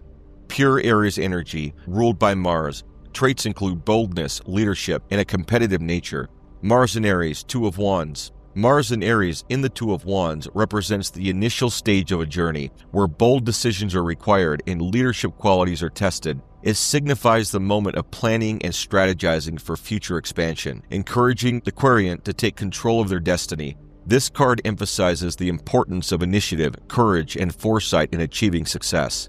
Mundane force, dominion. In the first Decan of Aries, the attribute of dominion reflects the emergence of leadership and the assertive energy needed to take control of one's environment. It represents the pioneering spirit of Aries, where the drive to dominate and conquer new territories is strong, making the beginning of bold actions and decisive steps.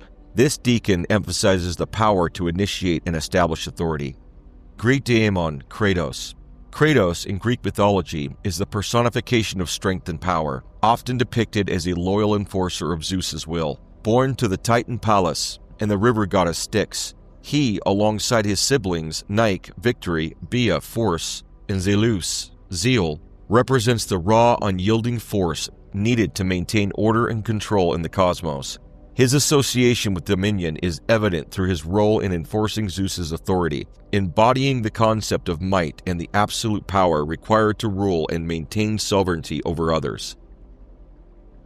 Second Decan, 10 degrees to 20 degrees, March 31st to April 10th. Influence of the Sun, adding charisma, creativity, and a desire for recognition. Sun in Aries, 3 of Wands. The Sun in Aries is the 3 of Wands, symbolizing growth and the anticipation of future successes, marking a time when your efforts begin to bear fruit. It reflects a period of waiting for the outcomes of your hard work, with an optimistic view of what lies ahead. This card encourages looking forward with confidence as your plans and visions start to manifest. Mundane force, virtue.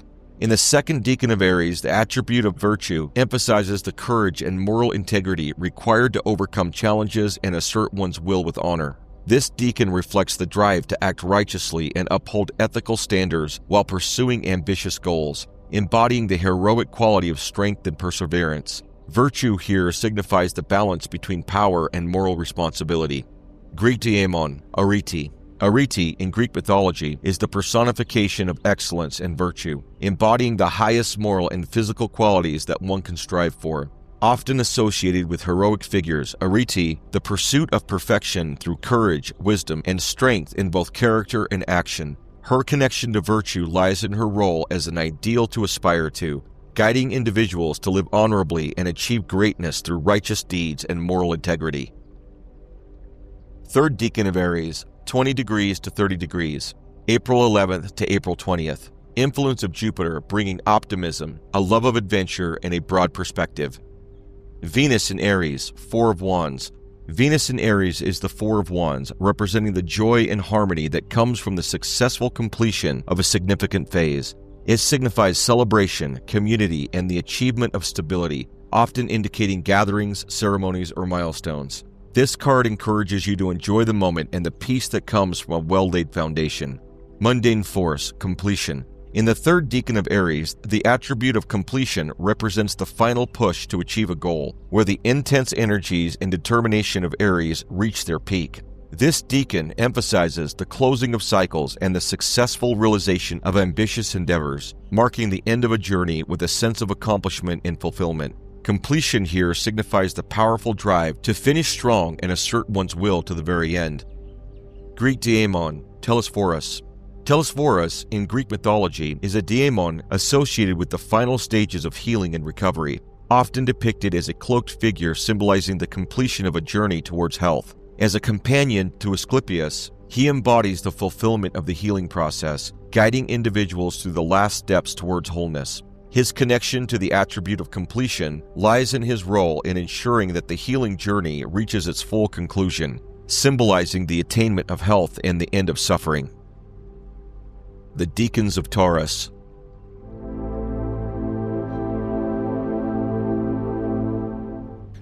The first decan of Taurus, 30 degrees to 40 degrees. Influence of Mercury, adding mental restlessness to the steady nature of Taurus. While the focus remains on material stability and practical concerns, there can also be an undercurrent of worry, overthinking, and concern for security. Mercury in Taurus, 5 of discs. Mercury in Taurus is the 5 of discs, symbolizes hardships, financial struggle, and feeling of isolation or abandonment. It reflects a period of material or emotional scarcity, where support may seem distant or inaccessible. This card encourages seeking help and focusing on the resources that are still available even in difficult times. Mundane force, worry. In the first decan of Taurus, the attribute of worry reflects the anxiety that arises from concerns over stability and the fear of losing what has been carefully built or accumulated.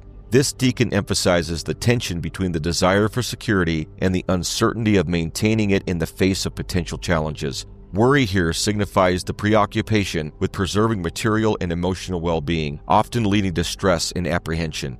Greek daemon, Oisius.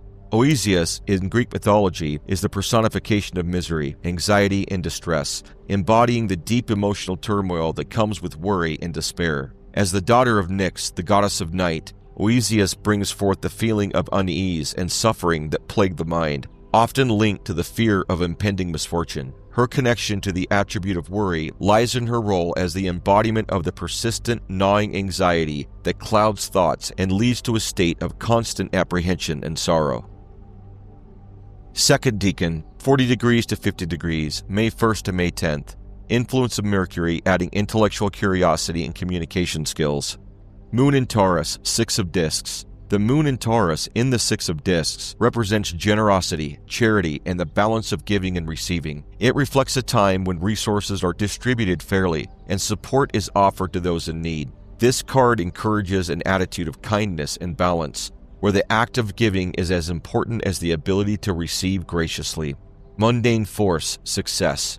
In the second decan of Taurus, the attribute of success reflects the rewards of persistent, patient, and careful planning in achieving material and financial stability. This decan emphasizes the steady accumulation of wealth and resources through consistent effort in a practical approach. Success here signifies the fulfillment of goals and the satisfaction that comes from seeing long-term efforts bear fruit. Greek daemon, Bonus Eventus.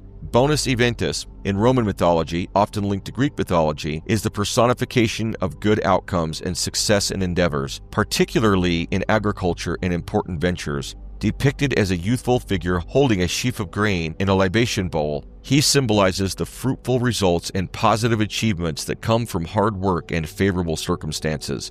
His connection to the attribute of success lies in his representation of the rewarding accumulation of efforts, where diligence and good fortune combine to bring about prosperity and victory. Third decan of Taurus, 50 degrees to 60 degrees, May 11th through May 20th. Influence of Saturn, emphasizing discipline, patience, and a strong work ethic, but also bringing a deep fear of failure, setbacks in material ambitions, and lessons learned through persistence and endurance. Saturn in Taurus, 7 of discs. Saturn in Taurus in the 7 of discs symbolizes patience, delayed gratification, and the contemplation of long-term investments. This card reflects the slow and steady growth that requires careful planning and perseverance, often leading to a period of assessment and waiting. It encourages taking the time to evaluate your efforts and understand that rewards comes with continued diligence and the knowledge that failure is part of the process. Mundane force, failure. In the third decan of Taurus, the attribute of failure reflects the potential consequences of stubbornness or an inability to adapt when circumstances change. This decan emphasizes the risk of holding too tightly to material possessions or rigid plans, leading to missed opportunities or loss. Failure here signifies the disappointment and setbacks that occur when inflexibility prevents growth or timely action. Greek daemon, aporia.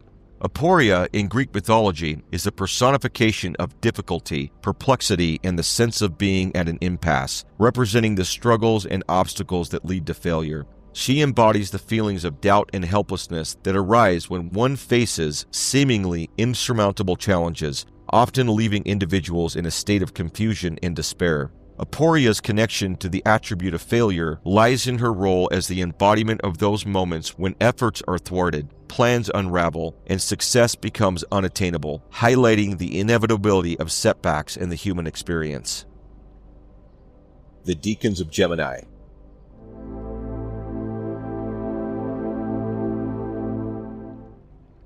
First decan of Gemini, 60 degrees to 70 degrees, May 21st to May 30th. Influence of Jupiter, expanding Gemini's natural curiosity and love of communication, but also causing interference through scattered focus, overextension, and difficulty maintaining clear direction. Jupiter in Gemini, Eight of Swords. Jupiter in Gemini in the Eight of Swords represents feelings of restriction, confusion, and being trapped by your thoughts or circumstances. It reflects the struggle of navigating mental challenges and the fear that can arise from perceived limitations. This card encourages you to recognize that the barriers you face may be more mental than physical, and that freeing yourself requires a change in perspective. Mundane force, interference. In the first decan of Gemini, the attribute of interference reflects the distractions and disruptions that can arise from the constant flow of information and communication. This decan emphasizes the challenge of staying focused amid a barrage of ideas, opinions, and external influences. Interference here signifies the difficulty of maintaining clarity and direction when pulled in multiple directions by competing thoughts and voices. Greek daemon, Amphiliogelia. The Amphiliogelia in Greek mythology are the personifications of disputes and disagreements, embodying the chaos that arises from misunderstandings and conflicting interests. As daemons of strife, they interfere in both mortal and divine affairs, sowing discord and disrupting harmony through their presence. Their connection to the attribute of interference lies in their role in creating obstacles and confusion, turning simple conflicts into prolonged, unresolved disputes that prevent progress and unity. Second decan of Gemini, 70 degrees to 80 degrees, June 1st to June 10th. Influence of Mars, intensifying Gemini's quick mind and sharp tongue, but also bringing tendencies towards cruelty, verbal aggression, and conflict born from impatience or impulsive communication. Mars in Gemini, Nine of Swords. Mars in Gemini in the Nine of Swords symbolizes anxiety, worry, and the torment of a restless mind. It reflects sleepless nights and mental anguish caused by fears or regrets that feel overwhelming. This card encourages addressing the root causes of your distress, as many of these fears may be amplified by your own thoughts. Mundane force, cruelty. In the second decan of Gemini, the attribute of cruelty can manifest as the sharpness of words and the potential for manipulation or insensitivity in communication. This decan emphasizes the power of intellect and speech, which, when misused, can lead to emotional harm or conflict. Cruelty here signifies the harsh consequences of using wit or knowledge to wound or dominate others, often without regard for their feelings. Greek daemon, Hybris. Hybris in Greek mythology is the personification of reckless arrogance and excessive pride, often leading to acts of cruelty and disregard for others. She embodies the dangerous, overconfident that drives individuals to overstep boundaries, commit injustices, and challenge the gods, ultimately leading to their downfall. Hybris's connection to the attribute of cruelty lies in her role as the force behind the ruthless actions that stem from unchecked pride, where the pursuit of power or dominance results in the harm and suffering of others. The third decan of Gemini is from 80 degrees to 90 degrees, June 11th to June 20th. Influence of the Sun, intensifying Gemini's dual nature by pulling its twin energies in opposing directions, often leading to inner conflict, fragmentation, and the potential for ruin through divided focus and fractured will. Sun in Gemini, Ten of Swords. The Sun in Gemini in the Ten of Swords represents the culmination of mental or verbal struggles, often signaling an end to a painful cycle. It reflects a dramatic conclusion or the realization of harsh truths, leading to a sense of finality. This card encourages acceptance of the situation, allowing for the opportunity to start anew after enduring a challenging period. Mundane force, ruin. In the third decan of Gemini, the attribute of ruin reflects the potential for the collapse of plans or ideas due to overanalysis, miscommunication, or a scattering of focus. This decan emphasizes the danger of intellectual pursuits that lead to confusion and the disintegration of previously stable structures. Ruin here signifies the breakdown that occurs when too many conflicting thoughts or decisions lead to the unraveling of efforts and goals. Greek daemon, Ati. Ati, in Greek mythology, is the personification of ruin and delusion, often leading mortals and gods alike into disastrous actions. She represents the blinding force that clouds judgment, driving individuals to make reckless decisions that ultimately result in their downfall. Ati's connection to the attribute of ruin lies in her role as the instigator of catastrophic mistakes, where her influence leads to the destruction of lives, kingdoms, and even the divine order, symbolizing the dire consequences of misguided actions. The Decans of Cancer.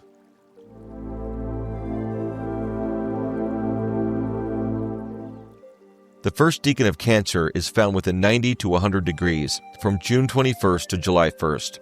Pure Cancer energy, ruled by the moon, focus on emotional depth, intuition, and familial bonds. Venus in Cancer, Two of Cups. Venus in Cancer in the Two of Cups represents the harmonious union of two individuals, whether in love, friendship, or partnership. It signifies the deep emotional connection and mutual respect that comes from a balanced and loving relationship. This card emphasizes the beauty of shared feelings and the joy that comes from true emotional intimacy. Mundane force, love. In the first decan of Cancer, the attribute of love is deeply connected to nurturing emotional bonds and the protective instincts that drive care for family and close relationships. This decan emphasizes the warmth and affection that comes from creating a secure, loving environment. Love here signifies the deep, unconditional connection that fosters intimacy and emotional security. Greek daemon, Eros. Eros in Greek mythology is the primordial god of love and desire, often depicted as a powerful force that can stir the hearts of gods and mortals alike. Born from chaos, or as the son of Aphrodite, Eros wields his bow and arrow to inspire love and passion, binding souls together in romantic and emotional connections. His connection to the attribute of love lies in his role as the embodiment of both the creative and sometimes chaotic power of love, driving relationships, attraction, and the deep bonds that define human experience. The second decan of Cancer, found between 100 degrees to 110 degrees, July 2nd to July 11th. Influence of Mercury, blending emotional sensitivity with mental agility, creating an instinct for nurturing communication and attracting abundance through intuition, cleverness, and emotional intelligence. Mercury in Cancer, Three of Cups. Mercury in Cancer in the Three of Cups symbolizes celebration, community, and the joy of coming together with loved ones. It reflects a time of happiness and camaraderie, where shared experiences and emotional bonds are strengthened. This card encourages you to embrace the joy of social connections and to celebrate the positive relationships in your life. Mundane force, abundance. In the second decan of Cancer, the attribute of abundance reflects the overflowing emotional richness and the nurturing of both material and emotional resources. This decan emphasizes the prosperity that comes from creating a supportive and caring environment where love and resources multiply through generosity and care. Abundance here signifies the flourishing of both heart and home, fostering growth and fulfillment. Greek daemon, Euthenia. Euthenia in Greek mythology is the goddess personifying prosperity and abundance, often depicted alongside symbols of wealth and plenty. As one of the daughters of Hephaestus and Aglalia, she embodies the flourishing of resources and the bountiful gifts of nature that sustain life. Euthenia's connection to the attribute of abundance lies in her role as the divine figure who ensures the plentiful harvests, material wealth, and overall prosperity that nourish and enrich both the land and its people. Third decan of Cancer, from 110 to 120 degrees, July 12th to July 21st. Influence of the moon, deepening Cancer's emotional richness and nurturing instincts while also cultivating a strong desire for comfort, security, and the luxurious pleasures of home, family, and emotional fulfillment. Moon in Cancer, Four of Cups. The moon in Cancer in the Four of Cups reflects a time of introspection and emotional reassessment, where comfort and even luxury may feel strangely unfulfilling. Yet within this stillness lies a hidden gift, the chance to reconnect with deeper emotional truths that rediscover what truly brings lasting joy. This card encourages you to look beyond temporary dissatisfaction and to embrace new opportunities for emotional and spiritual renewal. Think gratitude for what you have. Mundane force, luxury. In the third decan of Cancer, the attribute of luxury highlights the desire for comfort, emotional fulfillment, and the finer things that bring a sense of security and pleasure. This decan emphasizes the enjoyment of a nurturing, well-appointed home environment where emotional and material needs are abundantly met. Luxury here signifies the indulgence in both physical and emotional comforts that enhance a sense of well-being. Greek daemon, Philotis. Philotis, in Greek mythology, is the personification of friendship and affection, often associated with the softer, more indulgent aspects of love and social bonds. As a daemon representing intimate connections, she embodies the pleasures and comforts found in close relationships and the enjoyment of life's finer things. Philotis's connection to the attribute of luxury lies in her role in fostering the warmth, comfort, and delight that come from indulging in the pleasures of companionship, shared experiences, and the finer aspects of life. The Decans of Leo.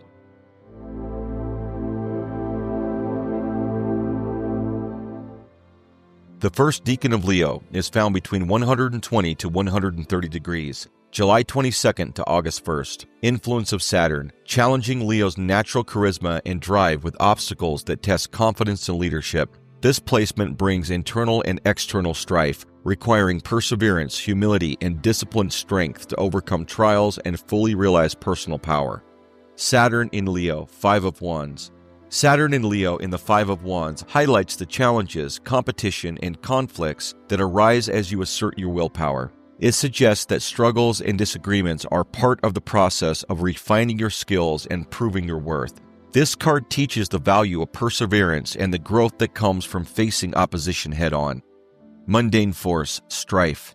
In the first decan of Leo, the attribute of strife can manifest as the internal and external challenges one faces in asserting their identity and leadership. This decan emphasizes the struggle for recognition and the tension that arises from the desire to shine brightly and dominate, often leading to conflicts that test one's strength and resolve. Strife here represents the necessary battles that come with stepping into the spotlight and claiming authority. Greek daemon, Eris. Eris, in Greek mythology, is the goddess of strife and discord, known for inciting conflict and chaos wherever she goes. Her most famous acts of strife was tossing the golden apple of discord at the wedding of Peleus and Thetis, sparking a quarrel among the goddesses that ultimately led to the Trojan War. Eris embodies the attribute of strife as she personifies the inevitable tensions and conflicts that arise in both divine and mortal realms, highlighting the disruptive power of discord to alter the course of history. The second decan of Leo is found between 130 to 140 degrees, between August 2nd and August 11th.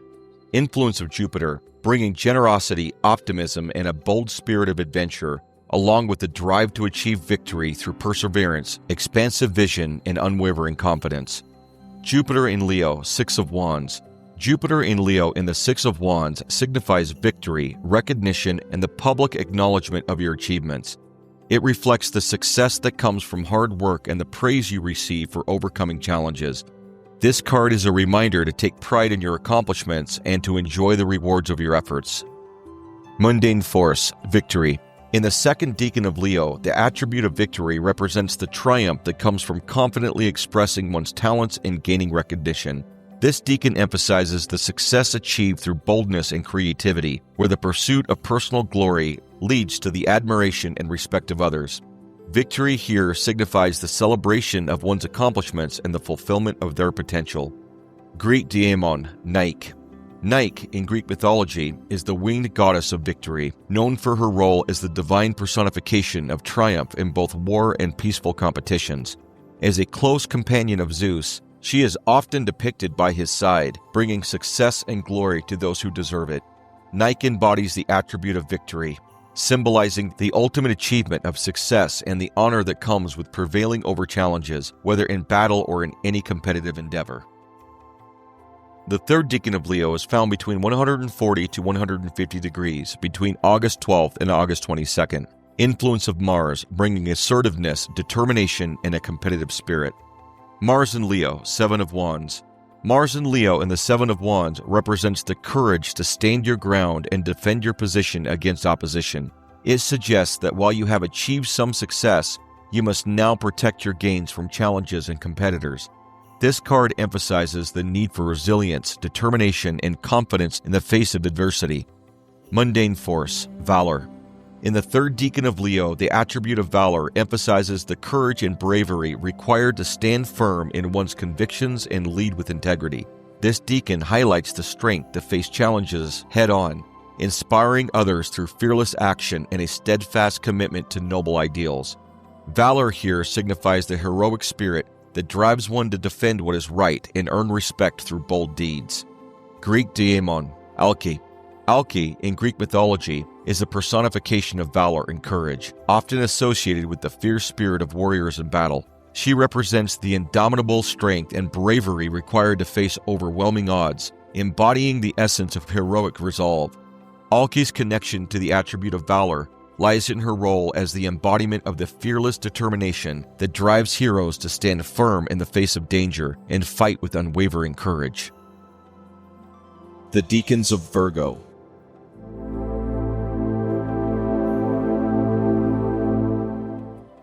The first decan of Virgo, 150 to 160 degrees, August 23rd to September 1st. Influence of the Sun, highlighting Virgo's practical nature with a strong emphasis on prudence, careful planning, and attention to detail. This placement fosters a steady, methodological approach to challenges, valuing thoughtful action and wise judgment over impulsivity. Sun in Virgo, Eight of Discs. Sun in Virgo in the Eight of Discs represents dedication, craftsmanship, and the pursuit of mastery through consistent work. This card reflects a period of focused effort where skills are honed and perfected through repetition and attention to detail. It encourages commitment to your craft and the satisfaction that comes from diligent practice and improvement. Mundane force, prudence. In the first decan of Virgo, the attribute of prudence emphasizes careful planning, attention to detail, and thoughtful decision-making to avoid mistakes and achieve success. This decan highlights the importance of being methodological and cautious, ensuring that actions are well considered and aligned with long-term goals. Prudence here signifies the wisdom of taking measured steps and exercising discernment in all endeavors. Greek daemon, Epiphron. Epiphron in Greek mythology is the personification of prudence and careful thought, embodying the wisdom and foresight necessary to make sound decisions. As a daemon associated with cautious and deliberate action, he represents the virtue of being mindful and measured in one's approach to challenges, avoiding rashness and ensuring successful outcomes. Epiphron's connection to the attribute of prudence lies in his role as the embodiment of thoughtful planning and the careful consideration of consequences, guiding individuals to act with wisdom and avoid unnecessary risks. Second decan of Virgo, 160 to 170 degrees, September 2nd to September 11th. Influence of Venus, bringing a focus on practical gain, refinement, and the careful cultivation of value. This placement blends Virgo's attention to detail with Venusian appreciation for growth, leading to steady accumulation of resources, skills, and meaningful achievements through thoughtful effort. Venus in Virgo, Nine of Discs. Venus in Virgo in the Nine of Discs symbolizes self-sufficiency, material abundance, and the enjoyment of the fruits of your labor. This card reflects a time of financial and personal security, where independence and comfort are achieved through hard work and careful management. It encourages appreciation of your accomplishments and the luxury that comes from wise and prudent decisions. Mundane force, gain. In the second degree of Virgo, the attribute of gain reflects the rewards that come from diligent work, meticulous attention to detail, and a focus on practical outcomes. This decan emphasizes the accumulation of resources or knowledge through consistent effort and the application of skills. Gain here signifies the steady progress and tangible benefits achieved through perseverance and a methodological approach. Greek daemon, Kairos. Kairos, in Greek mythology, is the personification of the opportune moment, representing the critical point in time when the potential for gain is at its peak. He is often depicted with a lock of hair on his forehead and bald at the back, symbolizing the fleeting nature of opportunities that must be seized as they appear. Kairos' connection to the attribute of gain lies in his embodiment of those decisive moments where swift action can lead to significant rewards and the successful attainment of goals, highlighting the importance of timing in achieving prosperity. The third decan of Virgo can be found between 170 and 180 degrees, September 12th to September 22nd. Influence of Venus, bringing a harmonious and creative aspect to Virgo's practicality with a strong focus on cultivating beauty, refinement, and material wealth. This placement encourages the building of lasting value through careful effort, blending artistic sensitivity with a drive for tangible success. Mercury in Virgo, 10 of Discs. Mercury in Virgo in the 10 of Discs represents the culmination of long-term efforts, resulting in lasting security, wealth, and legacy. This card reflects the achievement of a stable foundation and the careful management of resources that benefit future generations. It encourages a focus on the enduring impact of your actions and the importance of creating a secure and prosperous future. Mundane Force, Wealth. In the third decan of Virgo, the attribute of wealth reflects the prosperity that arises from disciplined work, refined skills, and the efficient management of resources.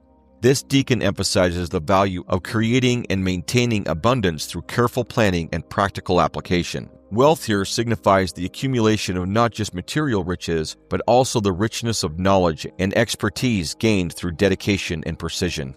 Great Daemon, Plotos. Plotos, in Greek mythology, is the god of wealth and abundance, often depicted as a blindfolded figure carrying a cornucopia overflowing with riches. Born from the union of Demeter, the goddess of agriculture, and the mortal liaison, Plotos symbolizes the prosperity that comes from the earth's bounty, distributing wealth indiscriminately to both the just and unjust. His connection to the attribute of wealth lies in his role as the divine force that bestows material riches and agricultural prosperity, representing the flourishing and accumulation of resources that sustain life and civilization. The Decans of Libra.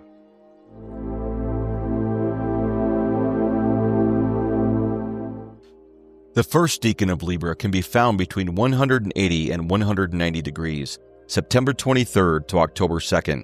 Influence of the moon, softening Libra's natural diplomacy with a deep emotional longing for peace, balance, and inner harmony. This placement fosters a nurturing spirit that seeks to resolve conflict and create environments of beauty, fairness, and emotional tranquility.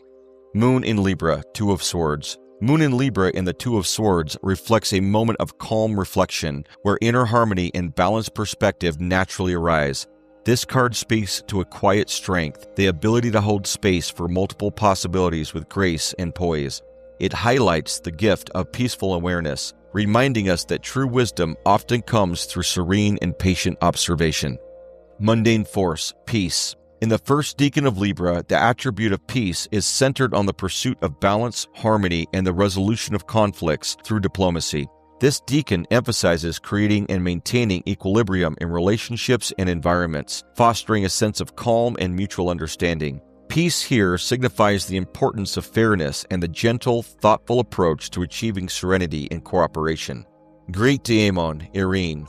Irene in Greek mythology is the goddess and personification of peace, often depicted holding a cornucopia and a torch, symbolizing prosperity and the light of harmony. As one of the Horae, the goddesses of the natural order, Irene represents the stability and flourishing that come with a peaceful society. Her connection to the attribute of peace lies in her role as the guardian of tranquility and the bringer of calm, embodying the ideals of harmony, goodwill, and the prosperity that peace nurtures in both the divine and mortal realms. The second decan of Libra can be found between 190 to 200 degrees, found between October 3rd and October 12th. Influence of Saturn, deepening Libra's sense of duty and justice, but also bringing themes of sorrow, loss, and emotional burdens. This placement often emphasizes the weight of responsibility in relationships, where lessons of fairness, commitment, and endurance are learned through challenges of the heart. Saturn in Libra, Three of Swords. Saturn in Libra in the Three of Swords symbolizes the painful lessons that come from heartbreak, separation, or betrayal. This card reflects the emotional weight of difficult decisions and the sorrow that follows the breaking of a bond. It emphasizes the importance of facing and healing from emotional wounds, even when they are deeply felt. Mundane force, sorrow. In the second decan of Libra, the attribute of sorrow is linked to the emotional pain that can arise from disrupted harmony or broken relationships. This decan emphasizes the deep sense of loss and regret that follows when balance is lost or when decisions lead to separation or disappointment. Sorrow here signifies the heartache that comes from the failure to maintain peace and unity in important connections. Greek daemon, penthos. Penthos, in Greek mythology, is the personification of sorrow and grief, embodying the deep mourning and lamentation that follow loss and tragedy. As a daemon, he represents the overwhelming emotional pain that can consume individuals in times of profound sadness, particularly in the wake of death or misfortune. Penthos' connection to the attribute of sorrow lies in his role as the embodiment of the heavy, melancholic weight of grief, serving as a reminder of the inevitable sorrow that is part of the human experience. The third decan of Libra can be found between 200 and 210 degrees, between October 13th and October 22nd. Influence of Jupiter, expanding Libra's natural diplomacy and fostering a spirit of truce, cooperation, and mutual understanding. This placement promotes fairness, generosity, and the ability to bring opposing sides together in the pursuit of balance and lasting peace. Jupiter in Libra, Four of Swords. Jupiter in Libra in the Four of Swords represents rest, recovery, and the need for contemplation after a period of stress or conflict. It represents a time of retreat and reflection, where healing and inner peace are the priorities. This card encourages you to take a step back and recharge, finding mental clarity and balance before moving forward. Mundane force, truce. In the third decan of Libra, the attribute of truce reflects the balanced resolution that arises after conflict, where opposing forces find common ground through mutual respect and understanding. This decan emphasizes the wisdom of measured compromise, recognizing that true strength often lies not in domination, but in the ability to create enduring harmony. Truce here signifies not just the end of strife, but the conscious establishment of peace, trust, and equitable relationships through fairness, diplomacy, and shared vision. Greek daemon, Acheikara. Acheikara, in Greek mythology, is the personification of truce and armistice, embodying the temporary cessation of hostilities and the establishment of peace between warring parties. She is particularly associated with the Olympic Games, where her influence ensured a period of peace known as the Olympic Truce, allowing athletes and spectators to travel safely to and from the Games. Acheikara's connection to the attribute of truce lies in her role as the divine force that halts conflict, promoting reconciliation and the peaceful resolution of disputes, even if only for a time. The Decans of Scorpio.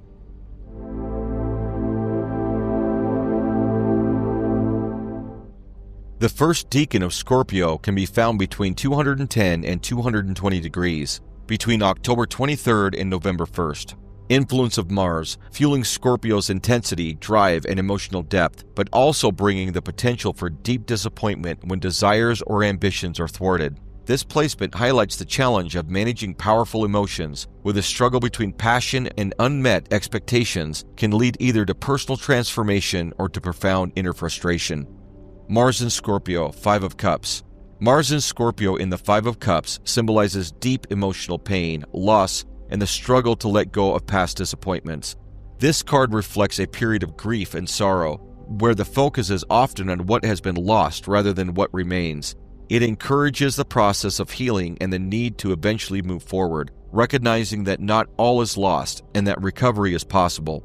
Mundane force, disappointment.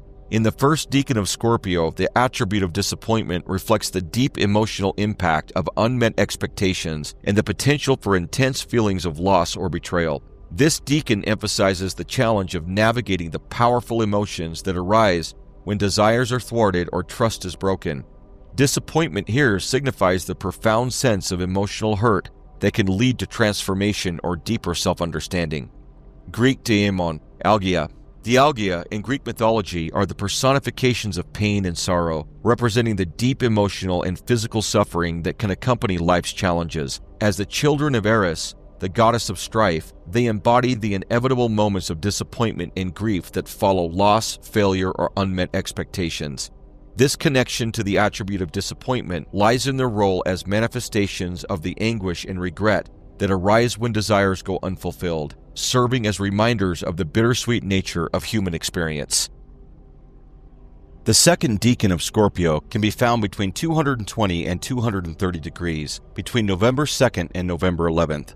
Influence of the Sun, intensifying Scorpio's passion and bringing a focus on the pursuit of pleasure, deep emotional fulfillment, and personal empowerment. This placement highlights a desire to experience life fully, savoring both physical and emotional richness while seeking meaning and depth through intimate connections. Sun in Scorpio, Six of Cups. The Sun in Scorpio in the Six of Cups highlights the pure pleasure of emotional connection, passionate giving, and the pursuit of one's deepest desires. This card reflects the intense, generous spirit of Scorpio, illuminated by the sun's warmth, encouraging not only heartfelt bonds, but also the full embrace of life's sensual and sexual pleasures. It invites you to follow your passions with openness, vitality, and the fearless joy of giving and receiving love at every level of being. Mundane force, pleasure. In the second decan of Scorpio, the attribute of pleasure is intertwined with intense emotional and physical experiences, often exploring the depths of passion and desire. This decan emphasizes the deep satisfaction that comes from powerful, transformative connections and the exploration of one's desires. Pleasure here signifies the profound and sometimes mysterious gratification that arises from embracing the full spectrum of emotional and sensual experiences. Greek daemon, Hedon.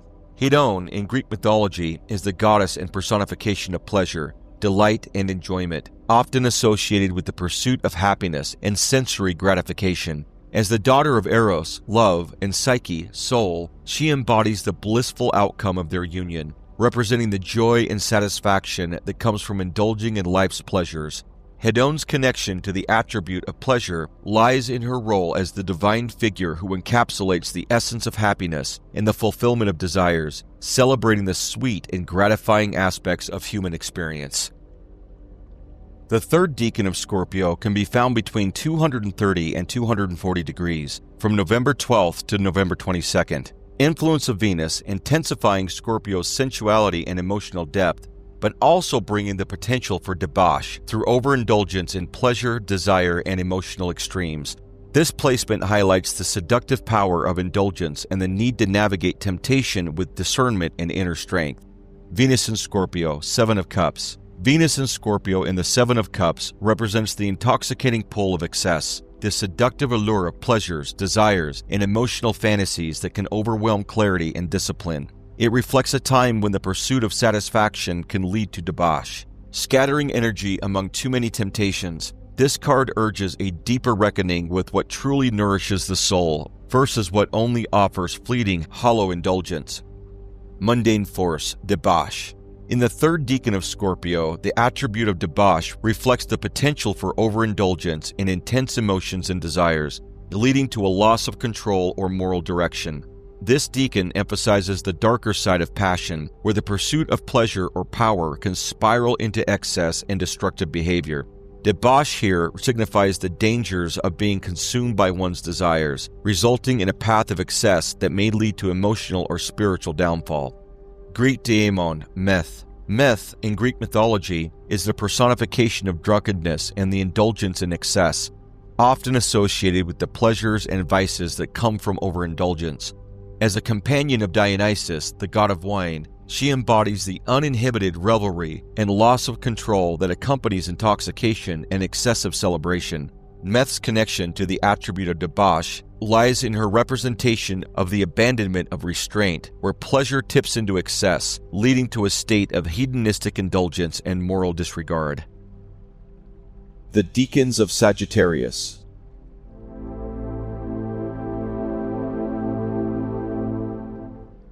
The first decan of Sagittarius can be found between 240 and 250 degrees, November 23rd to December 2nd.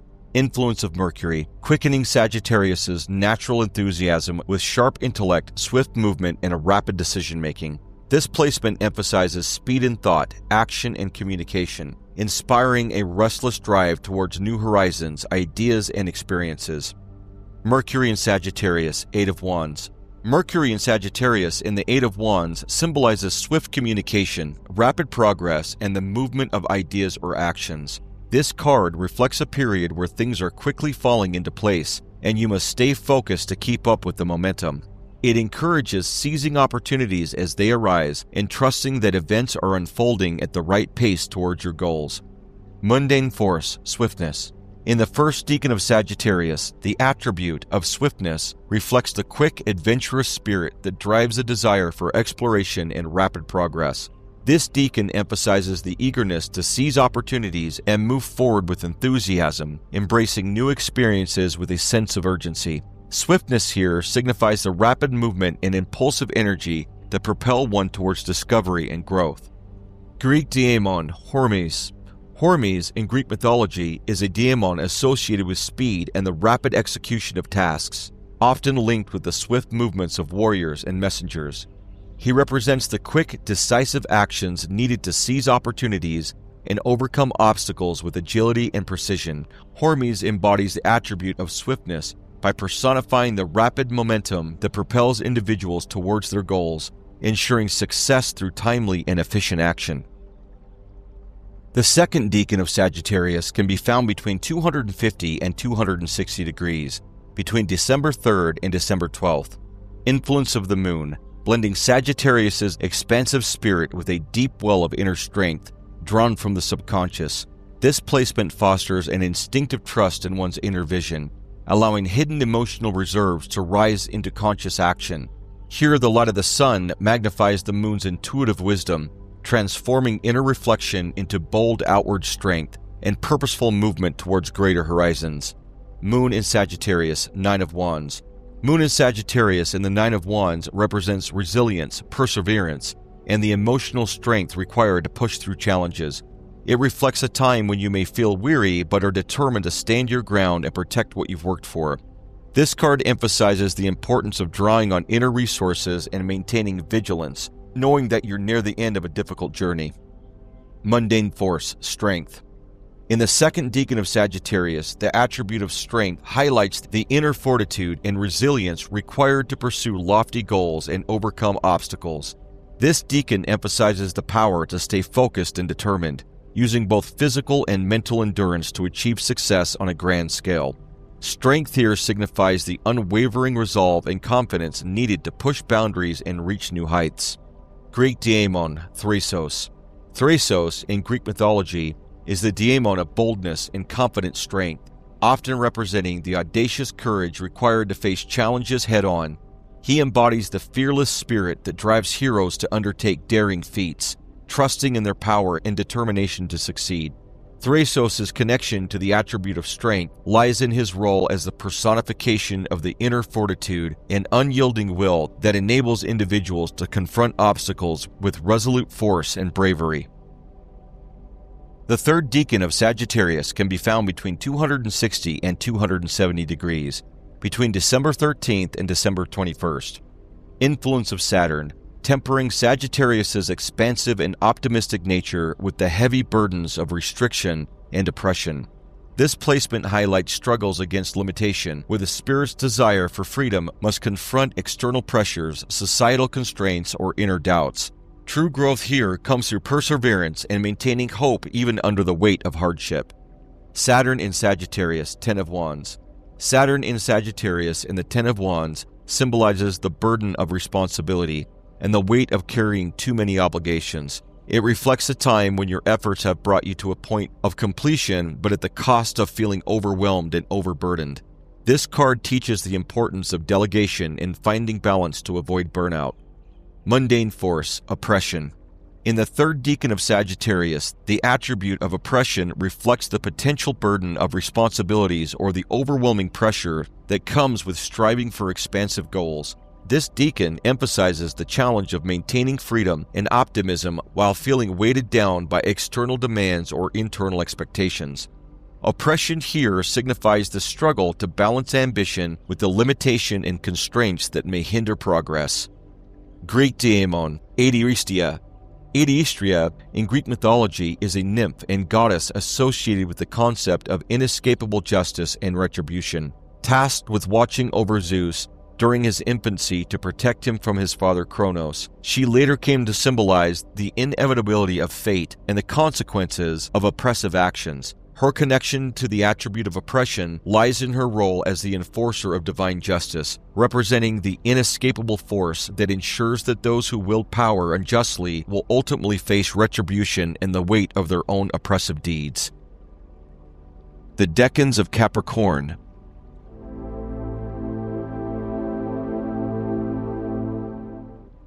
Capricorn's first decan can be found between 270 and 280 degrees, between December 22nd and December 30th. Influence of Jupiter, expanding Capricorn's disciplined nature with an emphasis on growth through change and strategic adaptation. This placement highlights the ability to embrace transformation carefully and methodically, using ambition and perseverance as tools to rise steadily towards greater success. Jupiter in Capricorn in the Two of Discs represents the balancing act required to manage multiple responsibilities, particularly in the realm of work and finances. This card reflects the need for adaptability and careful organization to maintain harmony amidst changing circumstances. It encourages finding equilibrium through careful prioritization and resourcefulness. Mundane force, change. In the first decan of Capricorn, the attribute of change reflects the discipline and strategic shifts necessary to build a strong foundation for long-term success. This decan emphasizes the importance of adaptability and careful planning when initiating transformations that lead to growth and stability. Change here signifies the deliberate and methodical adjustments made to achieve enduring progress and solid achievements. Great Daemon, Janus. In Roman mythology, Janus is the god of beginnings, transitions, and change, often depicted with two faces, one looking to the past and the other to the future. As the guardian of thresholds, gates, and doorways, Janus embodies the essence of change itself, the simultaneous ending of one phase and the opening of another. His influence teaches that true transformation comes from recognizing both what must be left behind and what must be embraced ahead. Janus's association with the attribute of change lies in his role as the ever-watchful presence at every turning point, guiding the movement between what was and what will be, and offering the wisdom to navigate these pivotal moments with clarity and purpose. The second decan of Capricorn is found between 280 and 290 degrees, between December 31st and January 9th. Influence of Mars, strengthening Capricorn's ambition with determined action, perseverance, and a relentless focus on achievement through tangible works. This placement highlights disciplined effort, strategic execution, and the building of lasting structures, where success is earned through endurance, precision, and unwavering commitment to one's goals. Mars in Capricorn, Three of Discs. Mars in Capricorn in the Three of Discs symbolizes the strength and ambition needed to collaborate and achieve long-term goals through teamwork. This card reflects the power of combining efforts and skills to build something of lasting value, especially in a professional context. It encourages disciplined work and the importance of shared vision in reaching success. Mundane force, works. In the second decan of Capricorn, the attribute of works emphasizes the diligent effort and perseverance required to achieve substantial and lasting accomplishments. This decan highlights the importance of disciplined, sustained labor in building something of value, whether in career, projects, or personal endeavors. Works here signifies the commitment to hard work and the steady progress that leads to tangible success and recognition. Great Daemon, Ponos. Ponos in Greek mythology is the personification of hard labor and toil, representing the relentless effort and endurance required to accomplish difficult tasks. As a daemon born of Eris, the goddess of strife, Ponos embodies the struggles and challenges inherent in all forms of work, whether physical or mental. His connection to the attribute of works lies in his role as the embodiment of the necessary, often arduous, exertion that leads to achievement and the fulfillment of duties, emphasizing the value of perseverance and diligence in the face of hardships. The third decan of Capricorn can be found between 290 and 300 degrees, between January 10th and January 19th. Influence of the Sun, intensifying Capricorn's ambition with a commanding presence, inner authority, and a focused pursuit of power. This placement emphasizes the steady accumulation of influence through discipline, perseverance, and strategic leadership, where personal strength is built deliberately over time and used to shape lasting achievements. Sun in Capricorn, Four of Discs. Sun in Capricorn in the Four of Discs represents the desire for stability, security, and control over one's material resources. This card reflects a focus on building a solid foundation and protecting what has been earned. It emphasizes the importance of establishing boundaries and ensuring that wealth and resources are securely managed. Mundane Force, Power. In the third decan of Capricorn, the attribute of power reflects the accumulation of ambition and the authority gained through persistence, discipline, and strategic mastery. This decan emphasizes the achievement of influence and control that comes from long-term dedication and the ability to command respect and responsibility. Power here signifies the strength to lead and the capacity to shape outcomes through steadfast determination and experience. Greek daemon is Bia. Bia, in Greek mythology, is the personification of force and raw power, embodying the strength and might that compel others to submit. As one of the winged enforcers of Zeus, along with her siblings Kratos, strength, Zeleus, zeal, and Nike, victory, Bia represents the direct and often unyielding application of power to achieve and maintain authority. Her connection to the attribute of power lies in her role as the embodiment of the brute strength and forceful energy required to assert dominance and enforce the will of the gods, highlighting the sometimes harsh nature of control and influence. The Decans of Aquarius.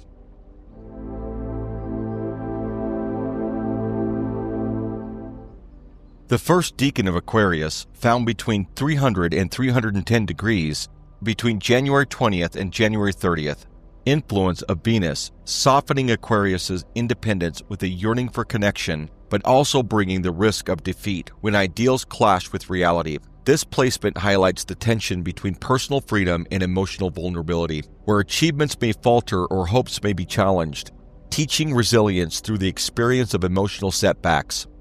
Venus in Aquarius, Five of Swords.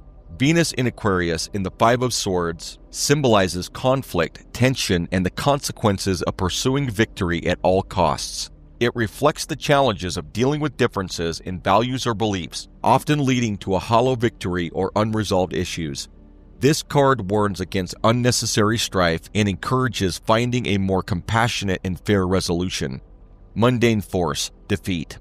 In the first decan of Aquarius, the attribute of defeat represents the challenges and setbacks faced when innovative ideas or unconventional approaches are met with resistance. This decan emphasizes the struggle of overcoming obstacles that arise from being ahead of one's time or clashing with established norms. Defeat here signifies the potential for temporary losses with pursuing visionary goals, highlighting the resilience needed to persevere. Greek daemon, Typhoeus. Typhoeus in Greek mythology is a monstrous giant and one of the most fearsome adversaries of the gods, representing the raw, chaotic force of nature. Born from Gaia and Tartarus, he challenged Zeus for supremacy, causing widespread destruction and threatening to overthrow the divine order. Typhoeus's connection to the attribute of defeat is highlighted in his ultimate downfall at the hands of Zeus, who after a fierce battle vanquished him with thunderbolts, symbolizing the triumph of order over chaos and the inevitability of defeat for even the most formidable foes. The second decan of Aquarius can be found between 310 and 320 degrees, between January 31st and February 8th. Influence of Mercury, sharpening Aquarius's intellectual nature with a keen analytical mind, quick communication skills, and a deep curiosity about the workings of the world. This placement emphasizes scientific thinking, innovation, and the pursuit of knowledge through reason and experimentation, blending mental agility with a drive to explore new frontiers of understanding. Mercury in Aquarius, Six of Swords. Mercury in Aquarius in the Six of Swords represents the journey towards mental clarity and emotional healing, often involving a transition to a calmer state. This card reflects the need to move away from difficult situations with rational thought and hope for the future. It encourages embracing change and seeking a more peaceful environment. Mundane Force, Science. In the second decan of Aquarius, the attribute of science reflects the pursuit of knowledge, innovation, and the application of reason to solve problems and advance society. This decan emphasizes the power of intellectual curiosity and the drive to explore new ideas and technologies. Science here signifies the transformative potential of understanding and discovery in shaping the future. Greek daemon, Daedalus. Daedalus, in Greek mythology, is a master craftsman and inventor, renowned for his ingenuity and skill in creating complex and innovative designs. He is best known for building the labyrinth on Crete and for crafting wings for himself and his son Lycaris to escape captivity, demonstrating his deep understanding of mechanics and engineering. Daedalus' connection to the attribute of science lies in his embodiment of the rational mind and the pursuit of knowledge through invention, where his creations reflect the application of scientific principles to solve problems and achieve extraordinary feats. The third decan of Aquarius can be found between 320 and 330 degrees, between February 9th and February 18th. Influence of the moon, stirring deep emotional undercurrents beneath Aquarius's detached exterior, but often revealing a sense of futility when personal efforts seem lost against larger impersonal forces. This placement highlights the struggle to find emotional fulfillment in a world driven by ideals and collective movements, reminding us that not all battles are meant to be won, and wisdom can come from surrender and perspective. Moon in Aquarius, Seven of Swords. Moon in Aquarius in the Seven of Swords symbolizes the challenges of deception, strategy, and the need for careful planning to navigate complex situations. This card reflects the potential for hidden agendas and the importance of being cautious and discreet. It encourages awareness of subtleties and the need to think critically to avoid pitfalls. Mundane force, futility. In the third decan of Aquarius, the attribute of futility reflects the frustration that can arise when grand ideas of progressive visions encounter insurmountable obstacles or resistance. This decan emphasizes the challenge of pushing boundaries in a world that may not yet be ready for radical change. Futility here signifies the sense of disillusionment when effort to innovate or reform seemed to yield no tangible results, highlighting the struggle between idealism and reality.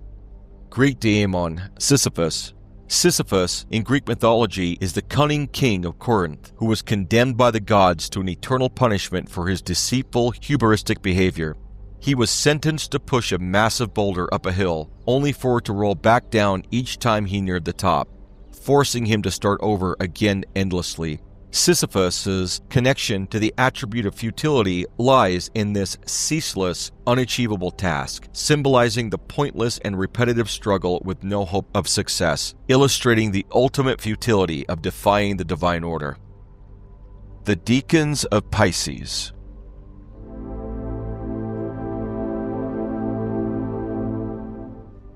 The first decan of Pisces can be found between 330 and 340 degrees, between February 19th and February 28th. Influence of Saturn, imposing structures on Pisces' natural fluidity, but also introducing the danger of indolence, a withdrawal into passivity, fantasy, or avoidance of responsibility. While the impulse towards compassion and spirituality remains strong, this placement warns of the temptation to retreat from action, requiring conscious effort to stay grounded and engage in meaningful growth. Saturn in Pisces, Eight of Cups. Saturn in Pisces in the Eight of Cups symbolizes the need to leave behind what no longer serves you, despite emotional attachments. This card reflects a difficult but necessary decision to move on in search of deeper fulfillment. It encourages the courage to walk away from the past and pursue a more meaningful path. Mundane force, indolence. In the first decan of Pisces, the attribute of indolence reflects a tendency towards escapism and a lack of motivation, where the desire for peace and ease can lead to inaction. This decan emphasizes the challenge of overcoming lethargy and finding the drive to pursue goals amidst a strong inclination to drift and avoid responsibilities. Indolence here signifies the struggle with passivity and the need to balance relaxation with purposeful action. Greek daemon, Ergia. Ergia, in Greek mythology, is the personification of laziness and sloth, embodying the state of inertia and the avoidance of effort. She is depicted as a daemon who dwells in the underworld, symbolizing the lack of motivation and the tendency to remain idle. Erigya's connection to the attribute of indolence lies in her representation of the resistance to action and the preference for inactivity, where the energy to pursue goals is sapped by apathy and lethargy. The second decan of Pisces can be found between 340 and 350 degrees, between March 1st and March 10th. Influence of Jupiter, magnifying Pisces' natural sensitivity with a deep well of happiness, emotional abundance, and spiritual joy. This placement inspires a boundless faith in life's goodness, where compassion, imagination, and inner peace flow freely, creating a profound sense of fulfillment that radiates from within. Jupiter in Pisces, Nine of Cups. Jupiter in Pisces in the Nine of Cups symbolizes emotional fulfillment, satisfaction, and the realization of your desires. It reflects a time of contentment and the enjoyment of the good things in life. This card encourages you to appreciate your achievements and to indulge in the pleasures that come from having your wishes granted. Mundane force, happiness. In the second decan of Pisces, the attribute of happiness is deeply connected to emotional fulfillment, spiritual contentment, and the joy that comes from compassion and connection. This decan emphasizes finding inner peace and joy through empathy, creativity, and a deep sense of unity with others. Happiness here signifies the serene, uplifting pleasures that arise from a harmonious and loving connection with the world. Greek daemon, Charites.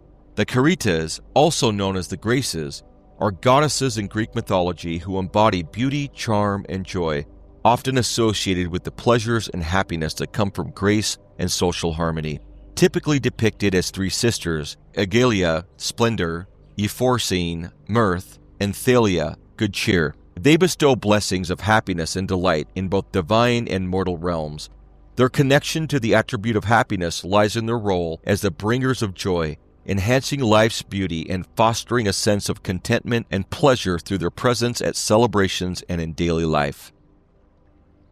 The third decan of Pisces and the final decan in the full set of decans cast upon the wheel of the zodiac can be found between 350 and 360 degrees, between March 11th and March 20th. Influence of Mars, energizing Pisces' emotional depth with a strong drive towards satiety, the complete fulfillment of desires, whether emotional, spiritual, or sensual. This placement reflects the pursuit of satisfaction through action and experience, where the passionate currents of Pisces are stirred to seek wholeness, contentment, and a rich completion of inner longing. Mars in Pisces, Ten of Cups. Mars in Pisces in the Ten of Cups represents the ultimate emotional fulfillment and harmony within family and relationships. It signifies a time of peace, love, and contentment, where your emotional needs are fully met. This card encourages you to cherish the joy and stability that comes from a strong, supportive, and loving community. Mundane force, satiety. In the third decan of Pisces, the attribute of satiety reflects a sense of emotional and spiritual fulfillment, where desires and longings have been fully satisfied. This decan emphasizes the completion of a journey or cycle, leading to a deep, contented peace that comes from having all needs met. Satiety here signifies the serene, almost transcendent state of wholeness and completion. Greek daemon, Koros. Koros in Greek mythology is the personification of satiety and excess, representing the state of being overtly satisfied or indulged. He is often associated with the dangers of overindulgence, where abundance leads to complacency and the eventual decline into boredom or dissatisfaction. Koros's connection to the attribute of satiety lies in his embodiment of the point where fulfillment turns into overabundance, highlighting the fine line between satisfaction and the consequences of having too much, which can lead to a lack of appreciation or even disdain for what was once desired.